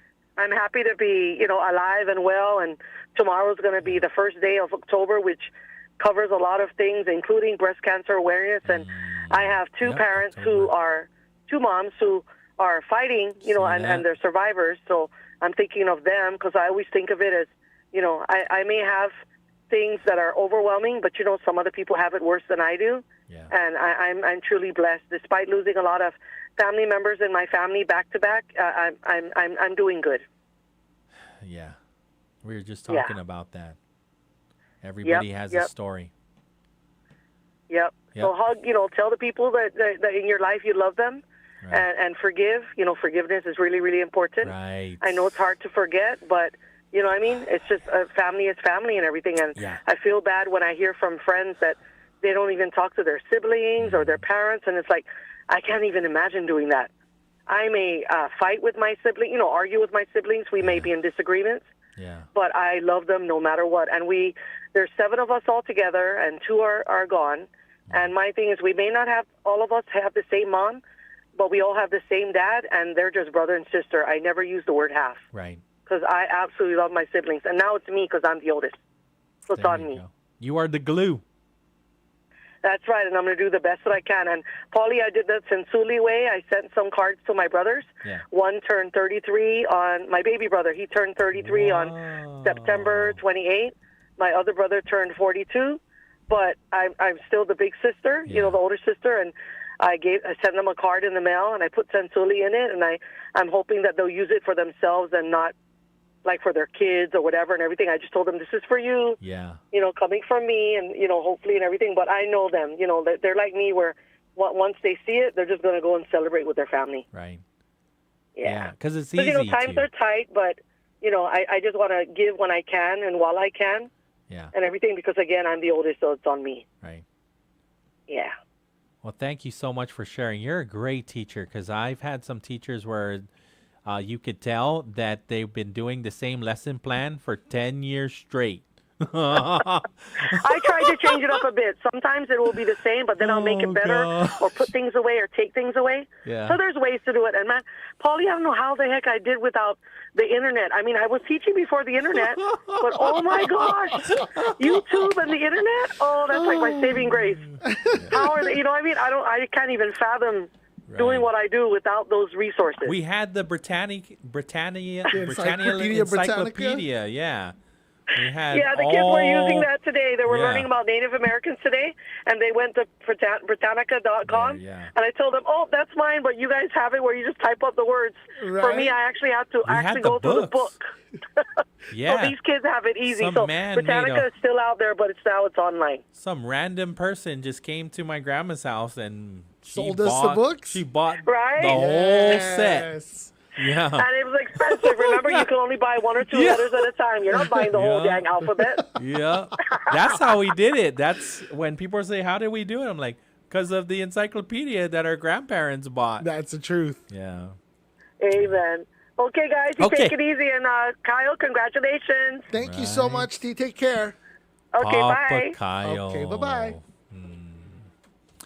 All right, 5:56. She's so crazy She's cool. great. I love her so much, and she's been hanging out with us for years. Yep. For years. When I wasn't even working at Sorensen, Yeah? I would hear her call in around this time and talk to Travis. Mhm. Yeah. Man. And she bought my book when my book came out. The ant book? The I ant got book. one too. Yeah? You Thank you, signed it brother. for me. I remember. You autographed it. Yeah. You gonna do another one? It's Maybe easier now. nowadays, Yeah, right? it really is. It's easier Maybe. now. You're right. You Wanna should hear do like that. a part 2. No, for real. Don't discriminate against the little fire ant. The little fire ant that was discriminated against. See, dude, tried to go to Saipan and they were like, no, you get out of here. They blame me for the hospital. How dare they? I'm not the one biting all the coconut trees. How dare they try to blame me for can't build a hospital over at Oka Point? That's true, huh? Part That's 2. true. So much drama coming soon. Watch out. Featuring the music of John Cena. I know That's what's gonna I know happen. how to take you out though. How? Peanut butter. That's it. Did you see that giant stick of peanut butter that they put on the? Chris Rosario, the bee guy. Oh my goodness. He knows how. He No, I'm taught talking about us the all. one on the Marianas Press, the one that si Tomas Manglotnya posted. What did they do? With the They found in the containers the fiery red ants over there in Saipan. Okay. And the black They widows. have. Oh no, they have little fire ants in Saipan. So they said now? they stopped it. Good. I hope they stopped it. With the big peanut With butter? the big giant See, peanut told butter you. stick. The Chris Chico stick. Rosario's the Looked one like a that taught Chico them. stick. He's the one. Follow him. And they said they got Black Widow too. But we heard they got that here too. Like Yeah. So when you write your book, make sure you use words like Senator Chris Duenas, Vanguard. Vanguard. The Vanguard. But I won't say tyranny. Tyrannosaurus Rex book. Tyrannosaurus Rex. Her name is Lou. Lou, the Tyrannosaurus Rex. You're writing a book too. Huh? No, that one's Senator Chris. Senator Chris That's Duenas' Chris's book. He's gonna write that book. I do. You know, well, that's what we do. This is talk radio. We're allowed to make these kind of jokes, Yeah, we're right? just joking. We're just joking. Don't get mad.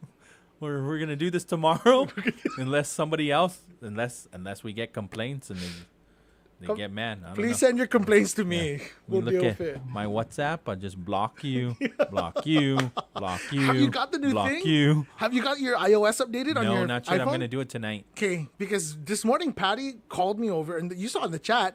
She was like, "Kyle, come over fast and bring your water and a phone." I thought someone was choking. It was so they can update your It was phone. because they didn't. Her and Dice didn't want to update their phone in fear that it would do something. Doesn't it take like 2 hours? I don't know. Dice said it only took her 10 minutes, but Oh, wow. I updated mine as soon as I found out about that call screening stuff. Oh yeah. Yeah, dude. So if somebody calls you, you can turn on the feature. If you don't know them, it will like automate the voice call. So like, have a day. I'm okay. Thank you for calling. I'm just not gonna answer. Yeah, I no, don't but get even need this. that. People will tell you like, they'll be like, what would you like to talk to Kyle about today? What? And then you're like, I want to ask Kyle about how birds are going to bite him and yada yada. And it will type it out for you. So then you can screen and see whether you want to call that person back or not. Huh. It's supposed to like get rid of like the whole miss or not, like unknown number. That scary movie you were talking about. Yeah, unknown number. The scary movie you were talking about with your GU. I forgot her name, but the mom, crazy mom. I wish I could say you spoiled it for me, but Reese already did. Okay. We were sitting in the office. She was like, "Oh my God, Bass, it was the mom." I was like, "Wow, wow." It's too late now. You know, so I was hanging out with my dad, right? And we're like, we gotta watch this. You guys gotta watch this. Not realizing how many times they said these obscene phrases, super obscene. And we had like my niece and the kids were around there. Yeah, like 5-year-olds. Oh I'm my like, we had to turn that off real quick. We couldn't even finish it. Yeah, because I didn't realize how bad the language was. The texting, Yeah. it's terrible. Oh man, I still didn't watch it yet. Watch it. I still didn't watch it. I made my kids watch Idiocracy. Oh, yeah, that's on Netflix again. Yeah. Make your kids watch that if you haven't already. Yeah. I think they did, but for sure. There's a lot of good movies out, too. What is it? Oh, I forgot. One Battle After Another is pretty good with Leonardo DiCaprio. Okay. Yeah. I can't watch those. No? Leonardo DiCaprio movies don't get me. Like, I feel like they're all about a boat sinking. Yeah. And that's how it ends. Like, make me laugh, Leonardo. Show some No, range, he's bro. not gonna laugh. No? This is about immigration. Oh, did you watch the movie Weapons? Yes. Dude. That's good. That was so good. So good. Yeah. I don't have a cover Well, on me, if but you're that's that. if you're here tomorrow, we'll talk about it. I'm gonna try my hardest not to be here tomorrow. So. All right, we'll get out of here. Mornings with Patty, rolling with Dice from 6 to 10. Vet Talk tomorrow with Uncle Johnny and Auntie Bobby from 10 to 12. And then another Brightside from 2 to 6, all right here on the Talk of Guam. We're KGUM FM in Dededo, Guam. Everybody get home safe. Be kind to each other, especially on those roads. Adios. This is CBS News on the Hour, sponsored by O'Reilly Auto Parts. I'm Cooper Lawrence. President Trump and Israeli Prime Minister Netanyahu have agreed to a plan to end the war in Gaza, but it's unclear whether Hamas will accept the terms. Trump laid out a 20-point plan for ending the war and establishing a Gaza governance. CBS's Weijia Jiang is at the White House. President Trump and Prime Minister Netanyahu met for nearly 4 hours before making that joint announcement. And during that meeting, Netanyahu called the Prime Minister of Qatar from the Oval to apologize for launching that attack, which targeted Hamas leadership. Republicans and Democrats remain at odds over how to fund the government to avoid a partial shutdown on Wednesday. If it happens, what does that mean for Americans? A shutdown could lead to delays in Social Security checks in some veterans' services, along with closures of national parks and museums. But we're going to see, but the radical left Democrats want to shut it down. President Trump has repeatedly blamed Democrats for the stalemate, and the White House has threatened mass firings at federal agencies if no deal is reached. Erica Brown, CBS News, the White House. And those Social Security checks will no longer be arriving as paper checks as of September 30th. After 85 years, the Social Security Administration